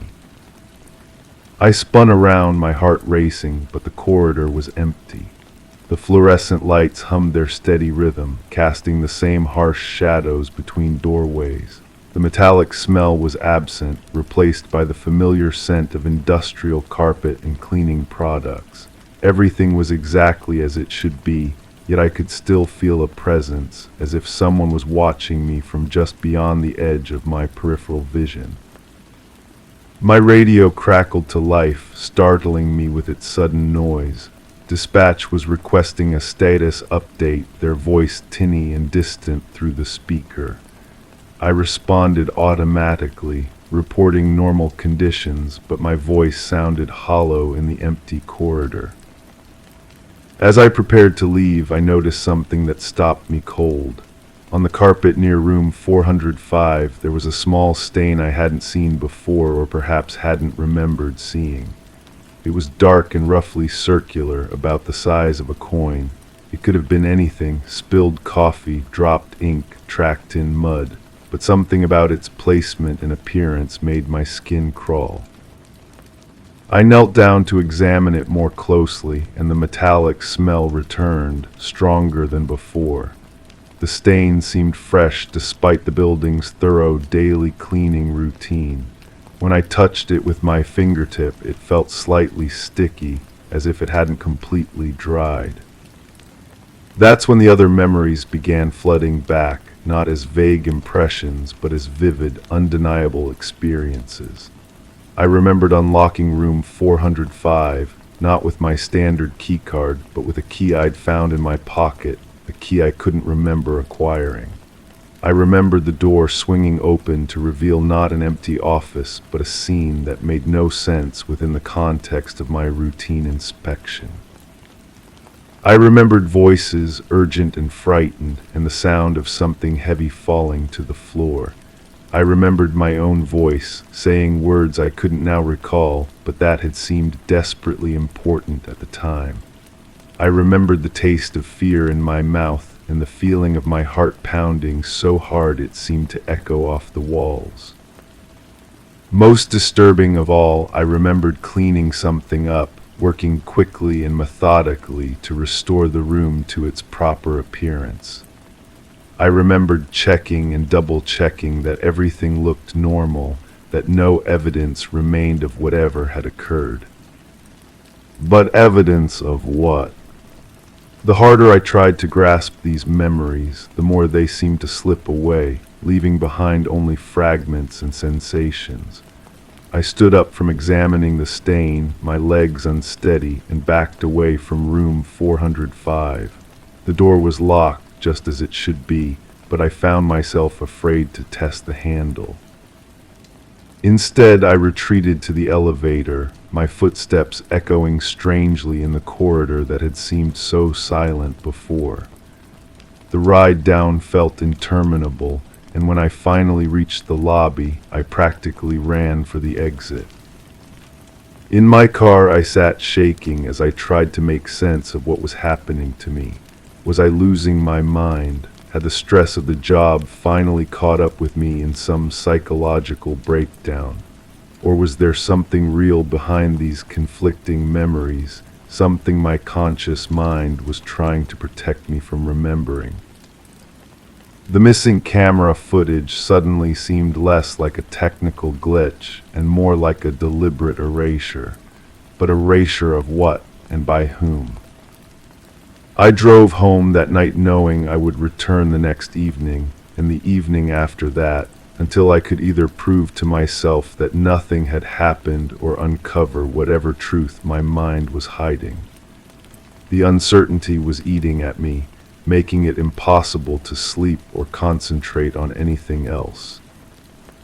But I also knew that some truths are too dangerous to uncover, and some memories are lost for good reason. As I lay in bed that night, listening to the familiar sounds of my neighborhood settling into sleep, I wondered if I really wanted to know what had happened in room 405. The answer, I realized, might be more terrifying than the question itself. Story 7. It was the distinct click of a lock sliding into place, crisp and deliberate. It seemed to come from nowhere and everywhere at once. My hand hesitated on the doorknob of the dimly lit hallway where the air felt too still. The sound echoed again, unwavering and familiar, though I couldn't place where or why. I moved through the room, past lingering shadows on the walls, drawn by the persistent click. Each step felt unfamiliar, as if the floor beneath me shifted slightly. There was nothing in the room but a drawer slightly ajar, its handle cold to my touch. That click, it was an echo from a place I couldn't quite remember, yet it clung to me, unshakable. I hadn't heard it since before everything changed. The drawer contained nothing but dust and the faint smell of cedar. I know this because I remember opening it completely that morning, searching for something I'd lost. A photograph, I think, or maybe it was a letter. The details blur together now, but the sequence of events that followed remains clear in my mind, logical and straightforward. She had arrived around noon, carrying that familiar leather bag she always brought when she planned to stay longer than usual. The bag made a soft thud when she set it down by the door, and she smiled that crooked smile that never quite reached her eyes. We talked about ordinary things, the weather, the broken streetlight outside, her job at the office downtown. She seemed tired, more so than usual, and kept glancing toward the window as if expecting someone. The conversation flowed naturally until she mentioned the safe deposit box. She needed my signature, she said, to access some documents her father had left behind. Nothing unusual about that. Families deal with these administrative details all the time after someone passes. She had the paperwork with her, crisp white forms that rustled when she spread them across the kitchen table. The pen she handed me felt warm from her grip. I signed without reading everything. Trust comes easily when you've known someone for years, when their presence in your life has become as routine as morning coffee. She folded the papers carefully, tucked them back into that leather bag, and we spent the afternoon watching old movies on the television. She fell asleep on the couch around 4, her breathing steady and peaceful. That's when I heard the first click. But even as I tell myself this version, something tugs at the edges of my memory. The smell in that drawer wasn't cedar at all, it was something sharper, medicinal. And the photograph I was looking for, I can almost see it now.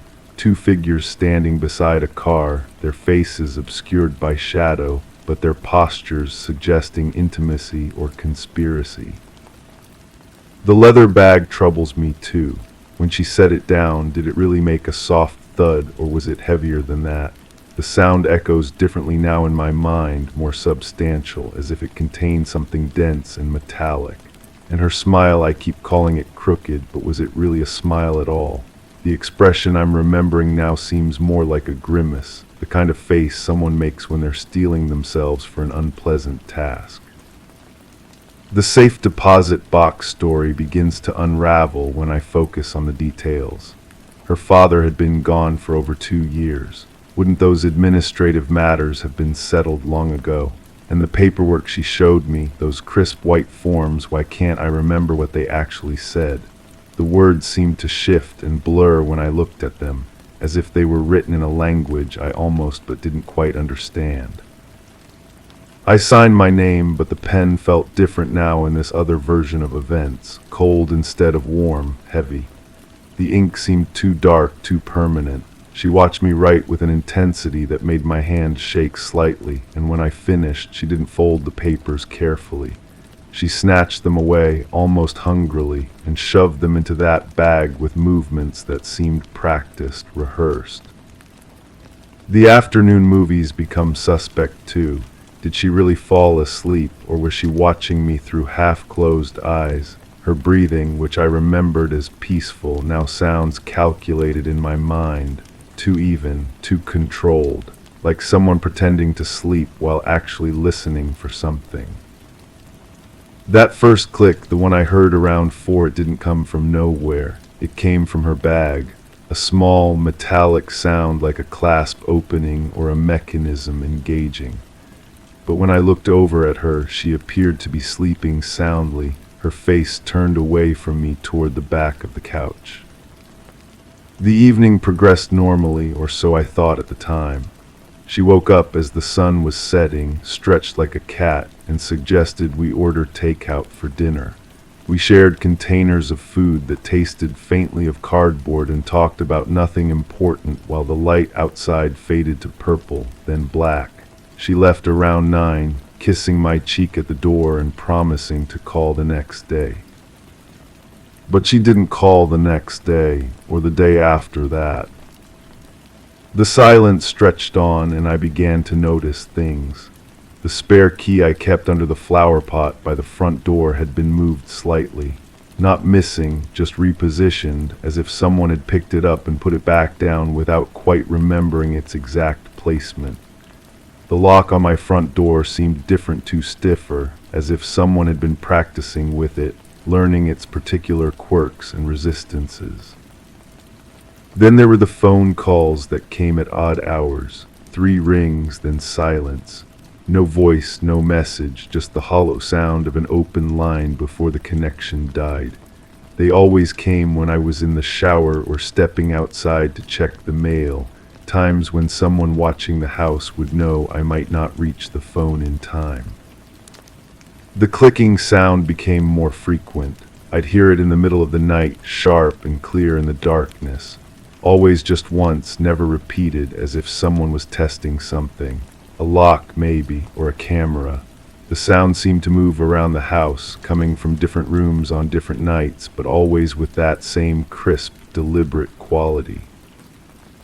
I started checking the windows and doors obsessively, looking for signs of tampering. The wood around the back door frame looked scratched, tiny gouges that could have been there for years, or could have been made recently by someone working with lock picks or a thin blade. The basement window had a smudge on it that might have been a fingerprint or might have been nothing at all. Sleep became elusive. I'd lie in bed listening to the house settle around me, but the normal creaks and sighs of old wood seemed amplified and sinister. Every sound could be footsteps, every shadow could be movement. The clicking always came just as I was drifting off, snapping me back to full alertness, heart pounding.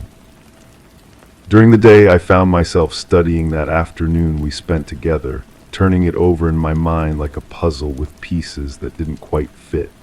The more I examined it, the more questions arose. Why had she been so insistent about the signature? Why had she brought that heavy bag for what should have been a simple visit? And why, when I really concentrated on the memory, did I have the nagging feeling that we weren't alone in the house that day?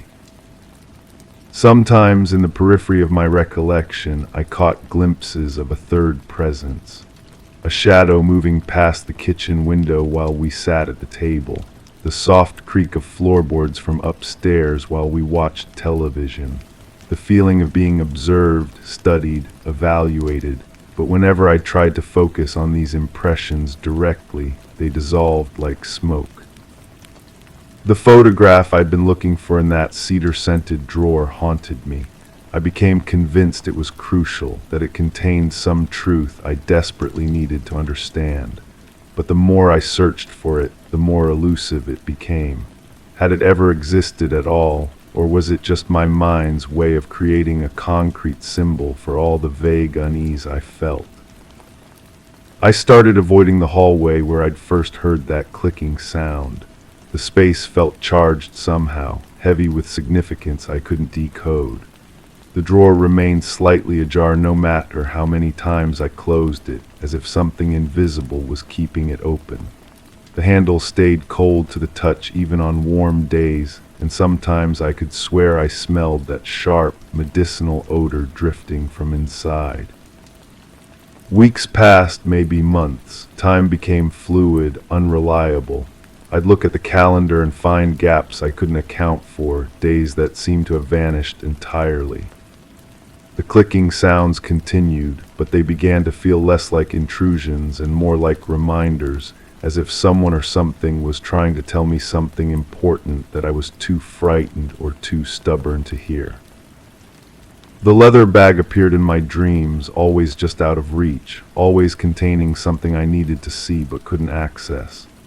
In these dreams, she was there too, but her face was different, harder, more calculating. She spoke words I couldn't quite make out, held up documents covered in text that writhed and shifted when I tried to read it. The bag would click open, and I'd wake up just before I could see what was inside. I began to suspect that the signature I'd given her wasn't for a safe deposit box at all. The memory of those papers grew clearer with time, and I started to remember specific phrases: transfer of assets, power of attorney, in the event of incapacitation. Legal language that suggested something far more significant than accessing a dead father's documents.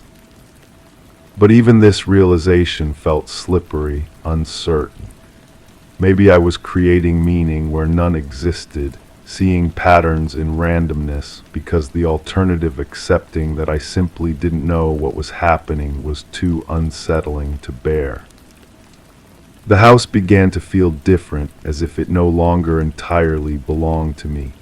Small things were out of place, a book moved from one shelf to another, a coffee cup left in a room I was sure I hadn't entered, the thermostat adjusted to temperatures I never would have chosen. These changes were subtle enough that I questioned my own perception, wondered if I was losing my grip on reality. The clicking sound evolved too, becoming more complex, more musical. Sometimes it seemed to follow a pattern, like a code being tapped out in the walls. I started writing down the sequences, trying to decode them, but the symbols I created on paper looked foreign and meaningless when I reviewed them later. One night I found myself standing in that dimly lit hallway again, my hand on the cold drawer handle, listening to the clicking sound that seemed to emanate from everywhere and nowhere. The shadows on the walls moved independently of any light source, and the floor beneath my feet felt as unstable as water. I pulled the drawer open completely, and for just a moment I thought I saw something inside, not a photograph, but something small and metallic that glinted in the darkness. But when I reached for it, my hand passed through empty space, and I realized I might be dreaming or remembering or experiencing something that existed in the space between waking and sleeping, between truth and imagination. The clicking continued, patient and persistent, waiting for me to understand something that remained just beyond my comprehension. And I stood there in the hallway, caught between two versions of reality, neither of which I could fully trust, both of which felt equally real and equally false. The question isn't what happened that afternoon when she came with her leather bag and her papers and her crooked smile. The question is what's still happening, what continues to unfold in the spaces between memory and perception, in the echo of that crisp, deliberate click that refuses to be silenced or explained. Story 8. The wardrobe door was found slightly ajar, with a single jacket missing. Each drawer was systematically opened, neat stacks of folded garments undisturbed, indicating a lack of hurried motion. The shoes were aligned perfectly along the bed's edge, none displaced, none missing. One hanger swung lightly, its rod bearing no additional weight. The room's ambient temperature remained consistent, at odds with the draft from the open window. Curtains hung still. A silent fan oscillated in its routine cycle. However, a button lay on the floor, with no corresponding garment in sight. I hold that button now, small white 4 holes, the kind you find on dress shirts, though I searched every shirt in that room twice. My fingers trace its smooth surface while I sit in my car outside the apartment building, watching windows light up as evening settles. The button feels warm, or maybe that's just my skin. The case file rests on my passenger seat. Photographs spill from manila folders. Room after room, each one methodically arranged, each one missing something small, always something small. I remember the first time I walked into that bedroom. The detective ahead of me was taking notes, his pen scratching against paper in quick, confident strokes. I envied that confidence, the way he could look at a scene and see facts instead of questions. "No signs of struggle," he said without looking up. Whoever was here knew what they were looking for. But that wasn't right, was it? I stood there, breathing in the stale air, feeling the wrongness of it all. If someone knew what they wanted, why open every drawer? Why leave everything else so perfectly arranged? The button had been photographed, measured, catalogued. Evidence bag number 47. I shouldn't have it now, shouldn't be holding it, shouldn't be thinking about it at 2 in the morning while rain taps against my windshield. Memory shifts, blurs. I'm back in the apartment, but this time I'm alone. The landlord let me in, keys jangling as he explained about the lease, about personal effects, about how some cases just go cold. His voice echoed in the empty rooms. That's when I noticed the pattern. Every room had been visited, every room had something missing, but not valuable things, not obvious things. A single book from a shelf of hundreds, one spoon from a drawer of silverware, a photograph from a wall of photographs, leaving a pale rectangle on sun-faded paint. I documented each absence, created lists, drew connections that led nowhere. The missing items formed no pattern I could recognize, no story I could tell. But the button bothered me most, still bothers me. I interviewed the neighbors separately, weeks apart, hoping their memories might shift or clarify. The woman from across the hall remembered hearing footsteps in the corridor, but couldn't say when. The man downstairs mentioned a door closing, but wasn't sure which door, wasn't sure which day.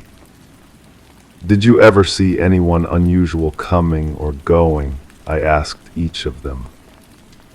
The answers were variations of maybe, possibly, could have been.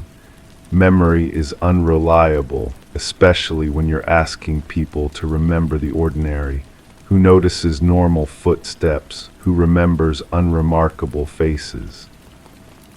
I flip through my notes now, pages worn soft from handling. My handwriting changes as the case progressed, becoming smaller, more cramped, as if the words themselves were trying to hide. Interview transcript subject 3. They kept to themselves mostly. Quiet, I'd see them sometimes, coming home from work carrying groceries. Always nodded hello, never stopped to chat. Can you describe them? Average height, I suppose, brown hair, or maybe dark blonde. I'm sorry, I never paid much attention. Did you notice anything different in the days before they disappeared? Long pause in the recording here. I remember that pause, how it stretched between us while the subject stared at their hands. Now that you mention it, there was something. They seemed distracted, kept looking over their shoulder, but maybe I'm just imagining that now, knowing what happened. What did happen, though? That's the question that follows me home each night, sits with me at dinner, lies down beside me when I try to sleep. The apartment was locked from the inside when the landlord finally entered. No broken windows, no forced doors. Personal effects remained, including wallet, keys, identification. Bed made, dishes washed and put away. Everything normal except for those small, inexplicable absences. I drive past the building again, counting windows, trying to remember which apartment was theirs. 4th floor, corner unit. The lights are on now. New tenants, new life, new ordinary moments that someone else might have to remember later. The missing jacket haunts me. I can picture the wardrobe, see that empty hanger swaying slightly in the still air. What kind of jacket was it? Heavy winter coat, light windbreaker, something in between. I asked the landlord about it during our second meeting. He sat across from me in a coffee shop, stirring sugar into his cup with methodical precision. I helped them move in, he said. Nice enough person. Paid rent on time, never complained about anything. Do you remember anything about their clothes, specifically jackets or coats? He looked at me strangely then, the way people do when you ask questions that reveal how deeply you've fallen into something they consider finished. I'm sorry I don't pay attention to what people wear. But he was lying, not maliciously, just the way people lie when remembering becomes too difficult, too complicated. I could see it in his eyes, the flicker of recognition followed immediately by retreat. I think he remembered something about that jacket. The button rolls between my fingers as I consider calling him again, asking different questions, approaching the memory from another angle. But what would be the point?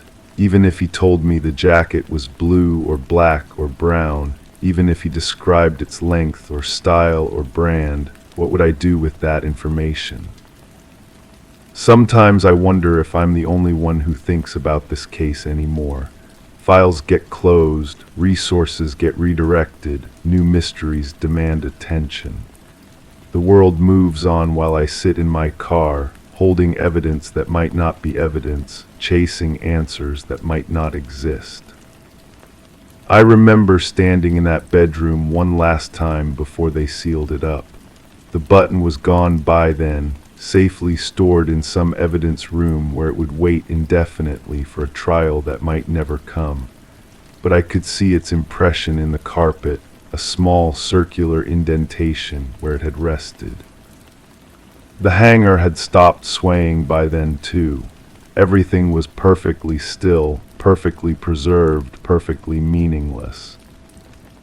That's when I noticed something else. The bed was made, but not quite right. The corners were tucked military style on three sides, but the fourth corner hung loose, casual, as if someone had been interrupted while making it. Or as if two different people had made that bed. I never wrote that detail in my report. Couldn't explain what it meant, couldn't build a theory around it, but it stayed with me. Another small wrongness in a case full of small wrongnesses. My phone buzzes, text message from a number I don't recognize. Did you ever find out about the jacket? I stare at the screen, reading the words again. The message came from a local number, but that doesn't mean anything anymore. People can make their phones say whatever they want them to say. I type back, "Who is this?" No response. I wait 20 minutes, then try calling the number. It goes straight to a generic voicemail greeting. No name, just a computer voice asking me to leave a message. I don't leave a message. Instead, I drive home through empty streets, the button still warm in my pocket. My apartment feels smaller each time I return, as if the walls are slowly closing in. I've covered one wall with photographs from the case, connected with red string like something from a conspiracy movie. It looked professional at first, methodical, but now it just looks obsessive. The missing book was a cookbook. I discovered that detail 3 weeks into the investigation, after cataloging the remaining books and cross-referencing them with an online inventory system. Someone had removed a basic cookbook, nothing special, nothing rare, the kind of book you might find in any kitchen, filled with simple recipes for ordinary meals. Why take a cookbook? Why leave behind jewelry, electronics, cash, but take a cookbook? I made a list of all the missing items. One jacket, style unknown. One cookbook, basic recipes. One photograph, subject unknown. One spoon, stainless steel. One button, white, 4 holes. That last item shouldn't be on the list. The button wasn't missing, it was left behind. But it doesn't belong to anything else in the room, so maybe it was brought in rather than taken out. Maybe it's the only clue that actually means something. Or maybe I've been staring at this case so long that I'm seeing patterns where none exist, creating mysteries to solve, because I can't accept that some things simply don't make sense. The text message bothers me more than it should. Someone out there is thinking about this case, about that jacket. Someone who has my phone number but doesn't want to identify themselves. I pour coffee and sit at my kitchen table, spreading the case files across its surface. Crime scene photos, interview transcripts, evidence logs, forensic reports. Everything official, everything documented, everything leading nowhere. But tucked between the official documents, I find my own notes, handwritten observations, personal theories, questions that occurred to me at 3 in the morning when sleep wouldn't come. One note catches my attention. Subject lived alone, but bed made for 2 people. I don't remember writing that, don't remember noticing that the bed was made for 2 people. But there it is, in my handwriting, dated 3 weeks after the initial investigation. I flip through more pages, looking for other notes I might have forgotten. My observations become increasingly fragmented as the case progressed. Neighbor in 4B knows something about the jacket. Cookbook contained handwritten notes in margins. Button might be from uniform, not civilian clothing. Check employment records for companies requiring uniforms. That last note sends me to my computer. I spend the next hour searching through databases, looking for connections between the missing person and any job that might require a uniform with white buttons. Security companies, medical facilities, food service, hospitality. Nothing matches. But as I scroll through employment records, I notice something else. The missing person had worked for a cleaning company 2 years earlier. Industrial cleaning, office buildings, overnight shifts. Cleaning companies have access to buildings, keys, codes, schedules. They know which offices are empty, which floors are unguarded, which security cameras have blind spots. I lean back in my chair, considering this new possibility. What if the missing person wasn't a victim, but a perpetrator? What if they had been using their access to steal small, unnoticeable items from the buildings they cleaned? But that doesn't explain the apartment, doesn't explain why their own belongings were disturbed, doesn't explain why they disappeared. Unless someone else was involved, someone who knew about the thefts, who came looking for their share or their silence. The button feels heavier in my pocket now, weighted with possibility. If it came from a uniform, if it fell during a struggle, if it belonged to someone who shouldn't have been in that apartment. My phone buzzes again, same unknown number. The jacket was blue, navy blue with silver buttons. I stare at the message, my pulse quickening.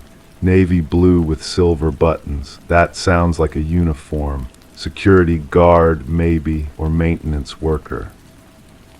I type back, how do you know this? This time the response comes quickly. I was there. My hands shake as I dial the number again. Still goes to voicemail, but this time I leave a message. I need to talk to you about what you saw. I'm not trying to get anyone in trouble. I just need to understand what happened. I give my name, my number, my promise of confidentiality. Then I wait. Hours pass. I make more coffee, review more files, stare at more photographs. The apartment looks different now that I know about the jacket, now that I can picture someone in a navy blue uniform standing in that bedroom, systematically searching through drawers. But searching for what, and why take a cookbook, a photograph, a spoon? Why leave everything else so carefully arranged? At dawn, my phone rings, same number, but this time someone answers. You left a message. The voice is quiet, careful, neither male nor female. Yes, you said you were there, in the apartment. I didn't say I was in the apartment. Then where were you? Long pause. I can hear traffic in the background, the distant sound of a city waking up. Across the street, I saw someone go in, someone in a uniform. Can you describe them? Average height, dark hair, they had keys. What kind of uniform? Navy blue, like security or maintenance. They went in around midnight, came out an hour later carrying a bag. What kind of bag? Small, like a shopping bag, nothing big. Did you see their face? No, too dark, too far away. Why didn't you call the police? Another pause, longer this time. I didn't know anything was wrong until later, until I heard about the missing person. By then it seemed too late. It's not too late, we could meet. You could give an official statement. No, the word comes quickly, firmly. I can't do that. Why not? I just can't, I'm sorry. The line goes dead. I sit holding the phone, processing what I've learned. Someone in a navy blue uniform entered the apartment with keys, spent an hour inside, left carrying a small bag. The missing person was already gone by then, or they would have called for help. Unless they couldn't call for help. I drive back to the apartment building, park across the street where my anonymous caller might have stood. From here I can see the fourth floor corner unit clearly. The windows are lit, curtains drawn, new life playing out behind glass. I try to imagine standing here at midnight, watching someone enter the building. Would I have thought anything of it? Maintenance workers often work nights, security guards make rounds, people come and go at all hours in the city. But something made my caller remember this particular night, this particular person. Something that seemed significant enough to contact me years later. The button in my pocket seems to pulse with warmth. White button, 4 holes, not navy blue, not silver, white. What if it didn't come from the intruder's uniform? What if it came from the missing person's clothing, torn off during a struggle, left behind as evidence of what really happened in that room? I pull out my phone and scroll through the crime scene photos again. The bedroom pristine except for those open drawers and that missing jacket. The living room undisturbed. The kitchen clean and organized. But there, in one corner of a bathroom photo, I see something I missed before. A small dark stain on the white tile floor, barely visible in the camera's flash. I zoom in, enhance the image as much as my phone allows. The stain is roughly circular, about the size of a quarter. It could be anything: water, coffee, cleaning solution. Or blood. I need to see that bathroom again, need to examine that stain with proper equipment, proper lighting. But the apartment has been re-rented, cleaned, painted. Any evidence that might have been there is long gone. Unless it's not. Blood seeps into grout, stains porous surfaces, leaves traces that are difficult to completely remove. If someone was hurt in that bathroom, if they bled on that floor, luminol might still reveal the evidence. But I can't get a warrant based on a suspicious stain in a photograph from a closed case. Can't convince anyone to let me spray chemicals in someone's home based on the word of an anonymous caller who won't give an official statement. I'm stuck between knowing and proving, between suspicion and evidence. The button rolls between my fingers as I consider my options. I could approach the new tenants, explain the situation, ask for permission to examine the bathroom. Most people would refuse, and I couldn't blame them. Or I could let it go, accept that some cases don't get solved, some mysteries don't get unraveled, some people simply disappear without explanation. But I can't let it go. Not now, not when I'm this close to understanding what really happened in that apartment. My phone buzzes, text message from the unknown number. There's something else you should know. I call immediately. This time they answer on the first ring. The person I saw leaving the building, they say without preamble. They walked with a limp. What kind of limp? Favoring their left leg like they'd been hurt. Recently hurt or old injury. I don't know, but it was noticeable. Anything else you remember? They kept looking back at the building, like they were afraid someone might be watching. Someone was watching you. I know, but they didn't see me. I was in the shadows behind a parked car. Why were you there at midnight across from that building? Long pause. I can hear them breathing, considering how much to reveal. I live nearby. Sometimes I can't sleep, so I walk. That night I was sitting on a bench just thinking when I saw them go in. Have you seen them before or since? No, never. Would you recognize them if you saw them again? Maybe if they still walked with that limp. After they hang up, I sit in my car thinking about limps, about injuries, about someone in a navy blue uniform searching through an apartment at midnight. The timeline is becoming clearer, but the motive remains obscure. I drive to the police station and request access to the evidence room. The clerk recognizes me, knows about my obsession with cold cases, doesn't ask too many questions when I sign out evidence bag 47. The button looks smaller under the fluorescent lights, more ordinary. Just a white plastic button with 4 holes and a few loose threads clinging to its edges. But those threads might tell a story. I take the button to the lab, ask a favor from a technician who owes me one. She agrees to examine the threads under magnification, maybe determine what type of fabric they came from. "This is from that apartment case, isn't it?" she asks while adjusting her microscope, "the one you can't let go of." Maybe I'm close to something. Or maybe you're seeing things that aren't there.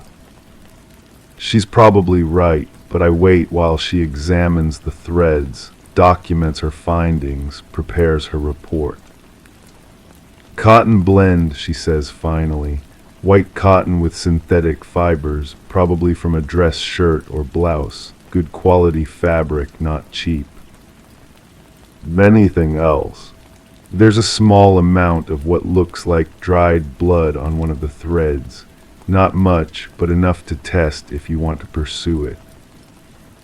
Blood on a button that was found on the floor of a room where someone disappeared. This isn't coincidence anymore. "Run the test," I tell her, "and see if you can get a DNA profile. That'll take time, and it might not match anything in the system." Do it anyway. I drive home with the button secured in a new evidence bag, my mind racing with possibilities. Someone was hurt in that apartment, hurt badly enough to bleed, hurt badly enough to tear clothing. But who, the missing person or their attacker? That night I dream about navy blue uniforms and empty hangars, about buttons falling like rain in a pristine bedroom. I wake at 3 in the morning with the absolute certainty that I'm missing something obvious, something that would make all the pieces fit together. I make coffee and spread the files across my kitchen table again, looking for connections I might have overlooked. Employment records, witness statements, evidence logs, crime scene photographs. And there, in a supplemental report I'd somehow missed, I find it. The missing person had filed a police report 6 months before they disappeared. Someone had been following them, calling their apartment at odd hours, leaving strange items outside their door. The report was filed but never investigated. No evidence of actual threats, no proof of criminal activity. Just the paranoid concerns of someone who claimed to be stalked by a person they couldn't identify. But one detail jumps out at me. The missing person mentioned seeing their stalker in a uniform, a navy blue uniform with silver buttons. Everything clicks into place. The systematic search of the apartment, the missing personal items, the careful arrangement of everything else. Someone had been stalking the missing person, learning their habits, their schedule, their fears. And when the opportunity arose, they used their access to enter the apartment and take trophies. Small, personal items that wouldn't be missed immediately, but would serve as reminders of their power over their victim. The missing person must have returned unexpectedly, caught the intruder in the act. There was a struggle, someone was hurt, Someone bled on a white button that fell to the bedroom floor. But who walked away? Who limped out of the building carrying a small bag of stolen memories? My phone rings, the unknown caller again. I've been thinking about that night, they say, about what I saw. What did you remember? The person with the limp. They weren't carrying a bag when they went in, only when they came out. You're sure about that? Positive, empty hands going in, small bag coming out. Anything else? They had a key, but they also had something else. Something they used to wedge the door open while they carried things out. What kind of something? I don't know, but they placed it carefully, like they didn't want to damage it. Could you see what was in the bag? No, but it wasn't heavy. The way they carried it, whatever was inside didn't weigh much. After the call ends, I sit staring at my wall of photographs and red string, seeing the case from a new angle. The intruder took small, light items, a cookbook, a photograph, a spoon, things that wouldn't be missed immediately, things that could be carried easily. But they left behind the most valuable items, electronics, jewelry, cash. This wasn't a robbery, it was something much more personal. I called the lab to check on the DNA results. Still processing, but the technician has preliminary findings. The blood on the button is definitely human, she says. Female, type O positive, should have a full profile by tomorrow.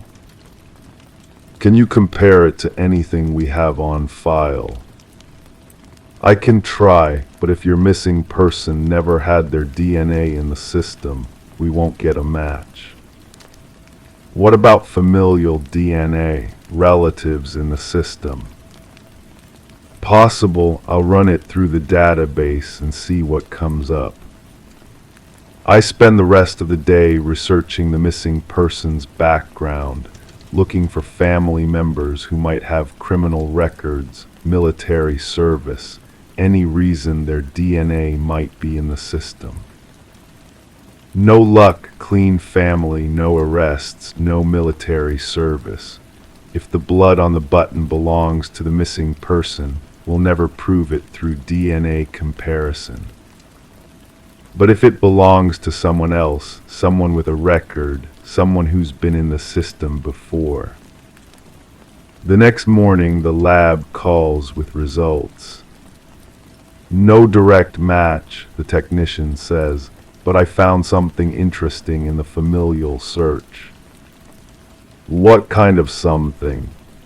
The DNA shows a partial match to someone in the system, could be a sibling or parent. Whom? A man arrested 3 years ago for breaking and entering. Charges were dropped, but his DNA stayed in the system. What's his name? She gives me a name I don't recognize, but when I run it through our database, I find a connection to the cleaning company where the missing person used to work. Same employer, overlapping time periods. They knew each other. I request the man's employment file, his arrest record, his current address. The pieces of the puzzle are finally starting to fit together, forming a picture of obsession, opportunity, and violence. The man in the navy blue uniform had worked with the missing person, had access to their personal information, their address, their schedule. He'd used that access to stalk them, to enter their apartment, to steal personal items as trophies. And when they caught him in the act, when they confronted him in their own bedroom, the situation escalated beyond his control. Someone was hurt, someone bled, someone left that apartment carrying a bag of stolen memories while their victim. What happened to their victim? I drive to the man's last known address, a rundown apartment complex on the other side of town. The building looks abandoned, windows boarded up, parking lot cracked and overgrown with weeds. A neighbor tells me the building was condemned 6 months ago, all residents relocated or evicted, no forwarding address for anyone. But in the building's basement, accessible through a broken door, I find evidence that someone had been living there recently. Makeshift bed, camping stove, battery-powered lantern. And in one corner, carefully arranged on makeshift shelves, I find them. A cookbook with handwritten notes in the margins. A photograph of someone I now recognize as the missing person. A stainless steel spoon. A navy blue jacket with silver buttons. And dozens of other items, small personal things that could only have been taken from private homes, private lives, trophies from years of stalking, breaking and entering, violating the most intimate spaces of his victims. But no sign of the man himself, no sign of what happened to the missing person. I photograph everything, document the scene, call for backup and a forensics team. This basement will yield enough evidence to solve multiple cases, to bring closure to families who thought their loved ones had simply disappeared. But I still don't know what happened in that apartment, still don't know where the missing person is now. As the forensics team processes the basement, I notice something else. A small pile of white buttons in a glass jar, carefully arranged like some kind of Story 9. The watcher in the walls. The echo of my footsteps filled the narrow hallway, the soft thud of rubber soles against worn wooden floors resonating in the quiet. A thin beam of light filtered through the cracked door at the end, its glow curiously wrong for the time of day. Everything smelt faintly of lemon polish and something more metallic. I paused, sensing a watching presence that seemed to pulse in the air, almost alive. A slight breeze crept through the unlatched window, but the curtains hung still. My eyes locked onto a single shoe print, damp and stark against the faded carpet, leading to where no one should have been. I had come to this apartment building as a favor to my neighbor, an elderly woman who insisted something terrible had happened to the young mother who lived upstairs. The police had dismissed her concerns as the paranoid ramblings of an aging mind, but I knew her well enough to trust her instincts. She had a way of noticing things others missed, the subtle shifts in routine that spoke volumes about human nature. The shoe print was fresh, its edges crisp against the threadbare fibers. Size 10, maybe 11, with a distinctive tread pattern that spoke of expensive athletic shoes. I knelt beside it, careful not to disturb the evidence, and noticed how the moisture seemed to glisten despite the dry weather outside. The metallic scent grew stronger as I leaned closer, mixing with the artificial lemon in a way that made my stomach clench. The apartment door stood slightly ajar, revealing only darkness beyond. I pressed my ear against the wood, listening for any sound of movement within. The silence felt heavy, oppressive, like the moment before thunder breaks.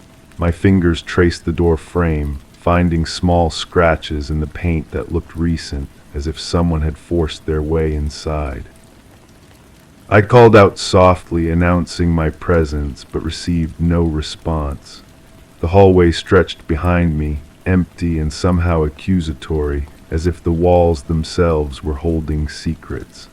I pushed the door open wider, wincing at the soft creak of hinges that needed oil. The living room beyond was pristine, almost obsessively clean. Throw pillows arranged with mathematical precision on a beige sofa, magazines fanned across a glass coffee table in perfect symmetry. But something felt wrong about the perfection, as if it had been staged rather than lived in. The air carried that same metallic undertone, stronger now, mixing with the scent of vanilla candles that had burned down to nothing. A child's toy sat on the carpet near the window, a small stuffed rabbit with one ear missing. Its fur was matted and worn, the kind of beloved companion that never left a child's side. Yet here it lay abandoned, its button eyes reflecting the strange light filtering through the blinds. I picked it up, feeling the weight of something small and hard sewn into its belly, like a key or a piece of jewelry hidden away for safekeeping. The kitchen revealed more inconsistencies. Dishes sat clean and dry in the rack, but a single coffee mug remained on the counter, its contents long since cold and filmed over. Lipstick marked the rim, a shade of deep red that seemed too bold for someone who kept such a careful home. I opened the refrigerator and found it fully stocked, milk still fresh, vegetables crisp in their drawers. Whatever had happened here had been recent. I moved toward the bedrooms, my footsteps muffled by the thick carpet. The first room belonged to a child, its walls covered with drawings of stick figures holding hands beneath smiling suns. A small bed sat unmade, sheets tangled as if someone had left in a hurry. More toys scattered the floor, but they seemed randomly placed, unlike the careful arrangement in the living room. The master bedroom told a different story entirely. The bed was made with military precision, hospital corners sharp enough to cut, but the dresser drawers hung open, their contents spilling onto the floor like someone had searched through them frantically. Women's clothing mixed with men's items, though my neighbor had insisted the young mother lived alone with her child. I knelt beside the dresser, examining the scattered belongings. Photographs lay face down among the clothes, their backs marked with dates and brief notations in careful handwriting. I turned one over and found myself staring at a family portrait, three figures smiling at the camera with the forced cheer of people trying too hard to appear happy. The woman matched the description my neighbor had given me, but the man beside her was a stranger, his hand resting possessively on her shoulder. More photographs revealed a pattern of increasing tension. Early images showed genuine smiles and relaxed poses, but later shots captured tight expressions and eyes that didn't quite meet the camera. In the most recent photo, the woman stood alone with her child, both of them looking over their shoulders as if expecting someone to follow. A journal lay open on the nightstand, its pages filled with the same careful handwriting I had seen on the photographs. The entries spoke of fear and isolation, of phone calls that came at all hours, and a presence that seemed to watch from the shadows. The woman wrote of changing her routine, varying her routes to work, teaching her child to hide in the closet when strangers came to the door. The final entry made my hands tremble as I read. She had discovered someone had been in her apartment while she was away, moving things just slightly out of place.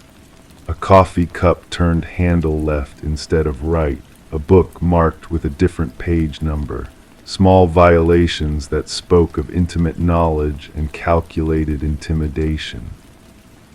I photographed the journal pages with my phone, careful to capture every word. The handwriting grew more erratic toward the end, pressure marks deep enough to tear through the paper in places. She had been writing quickly, urgently, as if running out of time to record her thoughts. The bathroom revealed more disturbing evidence. Towels hung askew on their racks, and the medicine cabinet stood open, its contents scattered across the sink. Prescription bottles lay empty, their labels torn away. A single earring sat on the counter, its mate nowhere to be found, as if it had been dropped in haste or struggle. I returned to the living room, studying the scene with fresh eyes. The perfection I had initially noticed now seemed sinister, the work of someone trying to erase evidence of what had transpired. But they had missed things, small details that spoke to the truth beneath the surface. The phone rang suddenly, its shrill tone cutting through the silence like a blade. I froze, watching as the answering machine picked up after several rings. A man's voice filled the room, smooth and controlled, but carrying an undertone of barely contained rage. "I know you're there," the voice said, each word measured and deliberate. "You can't hide from me forever. We need to talk about our arrangement." The message ended with a soft click, leaving me alone with the echo of those carefully chosen words. I replayed the message, noting the background sounds of traffic and distant voices that suggested the caller was using a public phone. The voice itself was educated, cultured, but something about its cadence suggested barely controlled violence. I searched the apartment more thoroughly, looking for any clue about where the woman and her child might have gone. In the kitchen, I found a calendar marked with appointments and reminders, the kind of careful planning that spoke to a structured life. But the entries stopped abruptly several days earlier, as if time itself had ceased to matter. The garbage can yielded more secrets. Beneath carefully folded tissues and discarded mail, I found torn pieces of a letter, its fragments scattered like confetti. I gathered the pieces carefully, spreading them across the kitchen table like a jigsaw puzzle. The words that emerged spoke of legal documents and custody arrangements, of restraining orders that had been violated and threats that had escalated beyond mere words. The letter was signed by an attorney, its official language barely concealing the desperation of its intended recipient. The woman had been fighting a battle she was losing, caught between a legal system that moved too slowly and a threat that grew more immediate with each passing day. I called my neighbor from the apartment phone, keeping my voice low despite the emptiness around me. She answered immediately, as if she had been waiting beside her own phone for news. "The apartment is empty," I told her, describing what I had found without going into the more disturbing details. "When did you last see them?" Her voice trembled as she recounted the events of recent days. Strange men asking questions in the lobby, cars parked outside that didn't belong to residents, the sound of voices raised in argument filtering through thin walls. She had called the police multiple times, but they had dismissed her concerns as the overactive imagination of a lonely old woman. "There was something else," she whispered, as if afraid the walls themselves might be listening. "The morning they disappeared, I heard the little one crying, not regular crying, but the kind that comes from real fear. Then everything went quiet, too quiet." I hung up the phone and stood in the center of the living room, trying to piece together the sequence of events. The evidence suggested a struggle, but one that had been carefully cleaned up afterward. Someone with knowledge and resources had worked to obscure the truth, but they had left traces for those who knew how to look. The stuffed rabbit still sat where I had placed it on the coffee table, its missing ear somehow more noticeable in the artificial light. I examined it more closely, feeling along its seams for the hard object I had detected earlier. My fingers found a small opening in the fabric, carefully sewn, but not quite matching the original stitching. Inside, wrapped in a piece of tissue paper, I found a key. It was small and brass, the kind used for safety deposit boxes or storage lockers.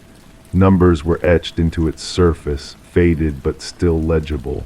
This was what the woman had hidden, her insurance policy against whatever forces had been closing in around her. The sound of footsteps in the hallway made me freeze. Heavy steps, deliberate and measured, approaching the apartment door. I slipped the key into my pocket and moved toward the window, peering through the blinds at the street below.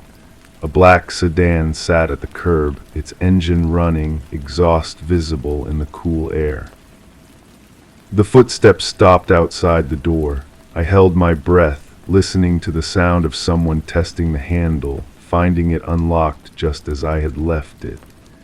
The door opened slowly, revealing a figure in a dark coat whose face remained hidden in shadow. "I know someone's been here," a voice called out, the same cultured tone I had heard on the answering machine. "The police might be satisfied with their investigation, but I'm not." I pressed myself against the wall beside the window, hoping the shadows would conceal my presence.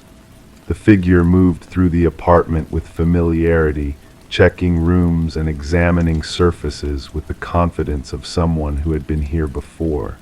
This was not a stranger searching for clues, but someone returning to a familiar space. The man emerged into the living room, and I caught a glimpse of his profile in the strange light. Well-dressed, middle-aged, with the kind of polished appearance that spoke to professional success. But his movements carried an undertone of barely controlled violence, like a predator wearing the mask of civilization. He picked up the stuffed rabbit, turning it over in his hands with the same careful attention I had given it. His fingers found the opening I had discovered, probing the fabric with growing frustration when he found it empty. The sound that escaped his throat was more animal than human, a growl of rage at being thwarted. "She thought she was so clever," he muttered, throwing the toy across the room where it hit the wall with a soft thud. "But there's nowhere she can hide from me. I'll find them both, and when I do." He didn't finish the threat, but the implication hung in the air like smoke. I remained motionless, barely breathing, as he continued his search. He moved with the efficiency of someone who had done this before, checking hiding places and examining surfaces for any trace of what he sought. The phone rang again, its sudden sound making both of us jump. The man lunged for it, snatching up the receiver before the answering machine could activate. "Where are you?" he demanded, his voice losing all pretense of civility. "You can't keep running forever. Think about what's best for everyone involved." I couldn't hear the response, but his expression shifted from anger to something that might have been satisfaction. He listened intently, occasionally grunting acknowledgement or asking brief questions. The conversation lasted several minutes, during which I remained frozen in my hiding place, afraid that any movement might give away my presence. "Fine," he said finally, "but this ends tonight. No more games, no more delays. You know what happens if you try to disappear again." He hung up the phone and stood motionless for a moment, as if weighing his options. Then he moved toward the door with the same deliberate pace he had used entering. I waited until I heard his footsteps fade down the hallway before daring to move. The key in my pocket felt heavier now, weighted with the knowledge of what it might reveal. Whatever the woman had hidden away, it was important enough to risk everything for. The man's reaction to finding the rabbit empty confirmed that he knew about her insurance policy, but not where she had moved its contents. I waited several more minutes before leaving the apartment, checking the hallway carefully before stepping into the open. The building felt different now, charged with the memory of violence and the promise of more to come. Every shadow seemed to hide watching eyes. Every sound carried the potential for threat. Outside, the black sedan was gone, but I had the feeling I was still being observed. The street looked normal enough, pedestrians going about their daily business, but something felt wrong about the scene. A man reading a newspaper on a bench never turned the page. A woman walking her dog seemed to be moving in a slow circle, never quite leaving the area. I made my way home by a circuitous route, checking frequently for signs of pursuit. The key burned in my pocket like a guilty secret, its weight out of proportion to its size. Whatever it unlocked held the answers to questions I was only beginning to understand. My neighbor was waiting for me, her face pressed against her window like a sentinel keeping watch. I signaled for her to meet me at her door, unwilling to discuss what I had learned in the open hallway where others might overhear. "They're in terrible danger," I told her, keeping my voice low. "This isn't a custody dispute or a domestic argument. There's something much darker happening here." Her eyes widened as I described what I had found, though I kept the details of the key to myself. Some secrets were too dangerous to share, even with well-meaning allies. She listened in silence, her hands clasped tightly in her lap, as I painted a picture of escalating threats and calculated intimidation. "What can we do?" she asked when I finished. "The police won't listen, and now they're gone." I didn't have an answer for her, at least not one I was ready to voice. The key in my pocket represented a chance to uncover the truth, but it also carried enormous risk. Whatever the woman had hidden away, powerful people wanted it badly enough to make her disappear. That night I lay awake staring at the ceiling, turning the pieces of the puzzle over in my mind. The man in the apartment had spoken with the confidence of someone accustomed to getting his way, but his desperation suggested that his usual methods weren't working. The woman had found a way to protect herself and her child, at least temporarily, but for how long? The key sat on my nightstand, its brass surface reflecting the streetlight filtering through my window. Such a small thing to carry so much weight, to represent the difference between justice and continued suffering. I picked it up, feeling its edges and studying the numbers etched into its surface. The morning brought no new insights, only a deepening sense of urgency. I had inserted myself into a dangerous game whose rules I didn't understand, but retreat was no longer an option. Somewhere out there, a woman and her child were hiding from forces that seemed to have unlimited reach and resources. I began my search at the obvious places, banks and storage facilities within a reasonable distance of the apartment. The numbers on the key were specific enough to narrow the possibilities, but generic enough to require legwork. Each location brought the same result, polite interest followed by regretful denial. It was at the 7th facility that I found what I was looking for. The clerk's eyes flickered with recognition when I showed him the key, though he tried to hide his reaction behind professional courtesy. This was the place, but accessing whatever lay behind the numbered door would require more than just possession of the key. "I'll need to see identification," the clerk said, his tone carefully neutral, "and we'll need to verify that you're authorized to access this particular unit." I had anticipated this obstacle, but hadn't developed a solution for it. The woman's identity remained a mystery to me, known only through her possessions and the fragments of her story I had pieced together. Without proper documentation, the key was worthless. As I stood there considering my options, another customer entered the facility. She was middle-aged, well-dressed, with a kind of professional bearing that suggested authority and competence. But something about her movements seemed familiar, and when she spoke to the clerk, I recognized the careful diction of someone choosing their words with precision. "I'm here about Unit 47, she said, producing identification and paperwork with practiced efficiency. "I believe there may have been some unauthorized access attempts." The clerk's demeanor changed immediately, becoming deferential in the way that suggested this woman carried significant influence. They spoke in low tones, but I caught fragments of their conversation: legal proceedings, missing persons, evidence that needed to be secured before it could be compromised. I slipped away before they could notice my interest, but not before memorizing the unit number she had mentioned. 47, the same number etched into the key in my pocket. Outside, I sat in my car and tried to make sense of what I had witnessed. The woman in the storage facility had spoken about the unit as if she had a legal right to access it, but her manner suggested something more personal was at stake. Was she another victim of the same forces that had driven the young mother into hiding, or was she part of the machinery that had made the woman disappear?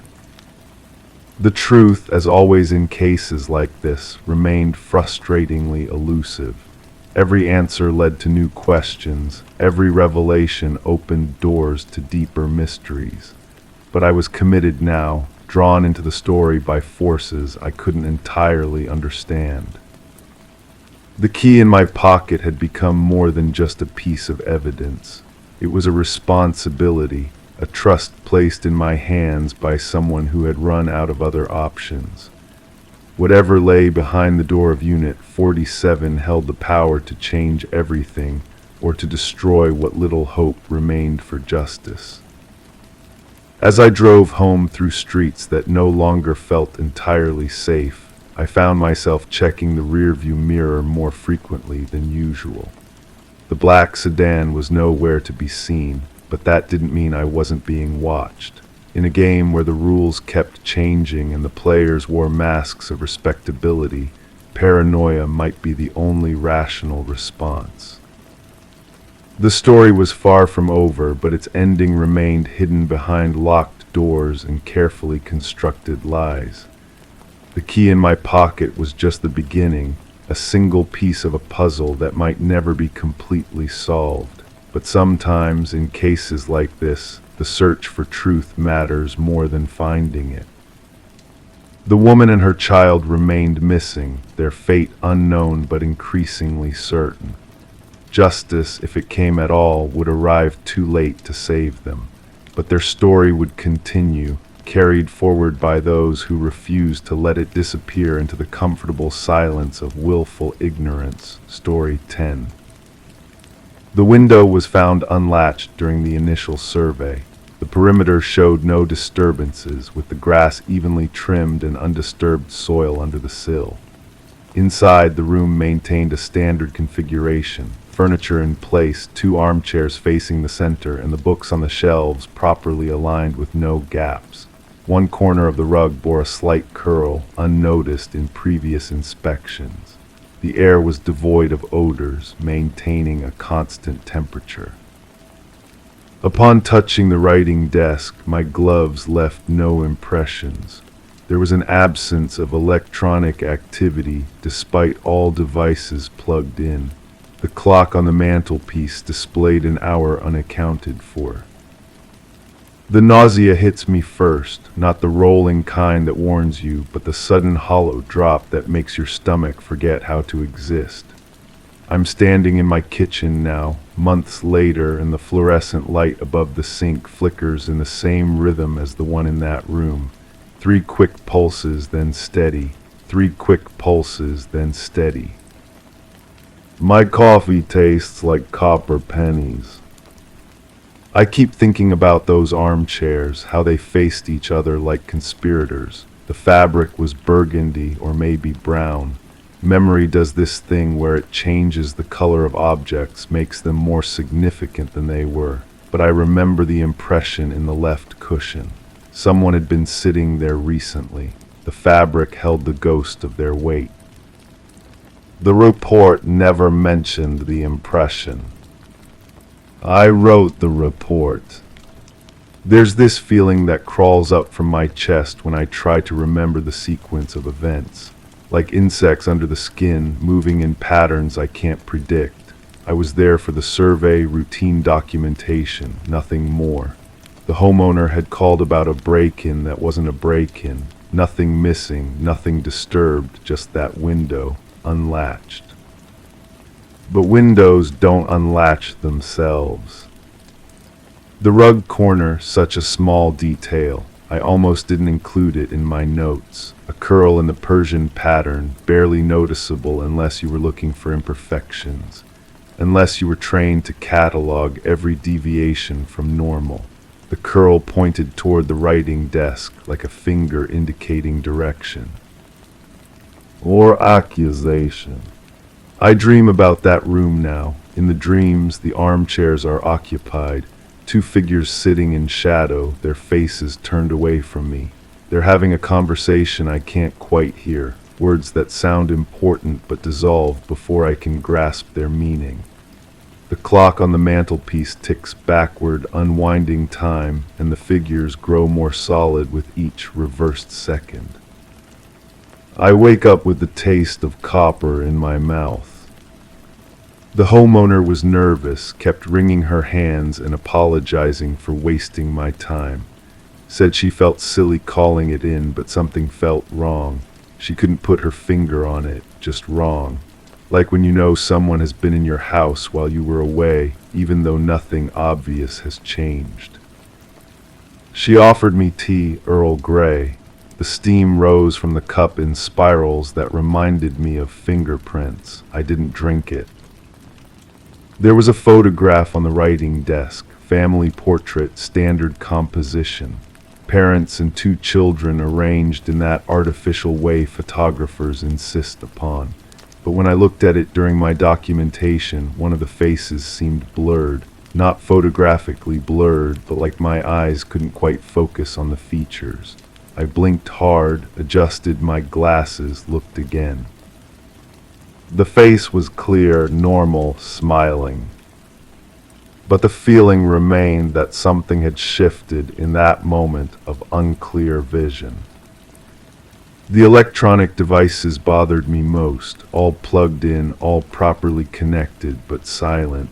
No hum from the television, no digital clock displays, no standby lights, as if the electricity flowed through them without activating anything. I tested the outlets with my meter, full power, everything functional. Everything dud. I've been back to that neighborhood since, not officially, just driving through on my way to other calls. The house looks the same from the outside. Lawn maintained, windows clean, mailbox properly positioned. But I never see anyone entering or leaving. Never see lights in the windows after dark. The homeowner's hands were cold when she shook mine goodbye, unusually cold for such a mild day. Her palm felt like touching metal that had been left outside overnight. She thanked me for being thorough, for taking her concerns seriously. Said most people would have dismissed her feelings as paranoia. But feelings don't unlatch windows. The writing desk surface was pristine. No dust, no water rings, no scratches from daily use, like it had been carefully cleaned or like it had never been used at all. My gloves left no impressions because there was nothing for them to disturb. Perfect emptiness. I keep wondering what had been on that desk before my arrival.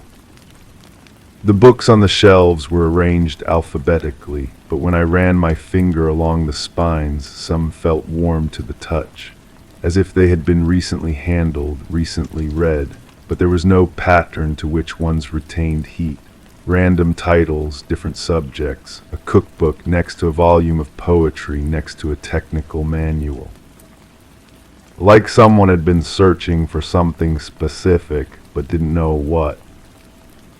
My supervisor asked me about the report later, said it was unusually detailed for a routine call, wanted to know if I had found evidence of actual criminal activity. I told him no, just documenting what I observed, standard procedure. But there was nothing standard about that room. The clock bothered him too. He asked what I meant by an hour unaccounted for. I couldn't explain it properly.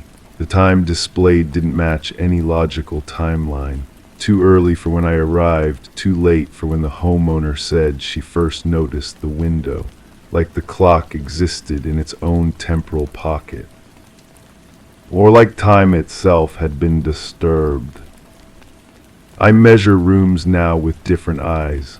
Look for the small inconsistencies, the details that don't align with expectation. That slight curl in a rug corner, the impression in a cushion, the absence of normal electronic hums. The feeling that someone has been there just out of sight. My coffee grows cold while I think about these things. The fluorescent light continues its rhythm. 3 pulses steady, 3 pulses steady, like a heartbeat, like a signal. Like a warning I'm only beginning to understand. The homeowner called again last week, not through official channels, but she found my personal number somehow. Said the feeling had gotten worse, said she was thinking of moving, asked if I could come back off the record just to look around again. I told her I couldn't, policy violations, professional boundaries. But I've been driving past the house every day since. The window is always closed now, latched tight, curtains drawn. But sometimes in the space between the curtains I think I see movement, a shadow passing from one side to the other, too quick to be certain, too consistent to be imagination. The armchairs would be facing each other in there. The writing desk would be empty and pristine. The clock would be displaying its impossible hour. And in that slight curl of the rug corner, pointing like an accusatory finger, lies the answer to a question I'm not sure I want to ask. The nausea returns, that hollow drop, the taste of copper pennies. 3 pulses, then steady. 3 pulses, then steady. The rhythm of something waiting to be discovered.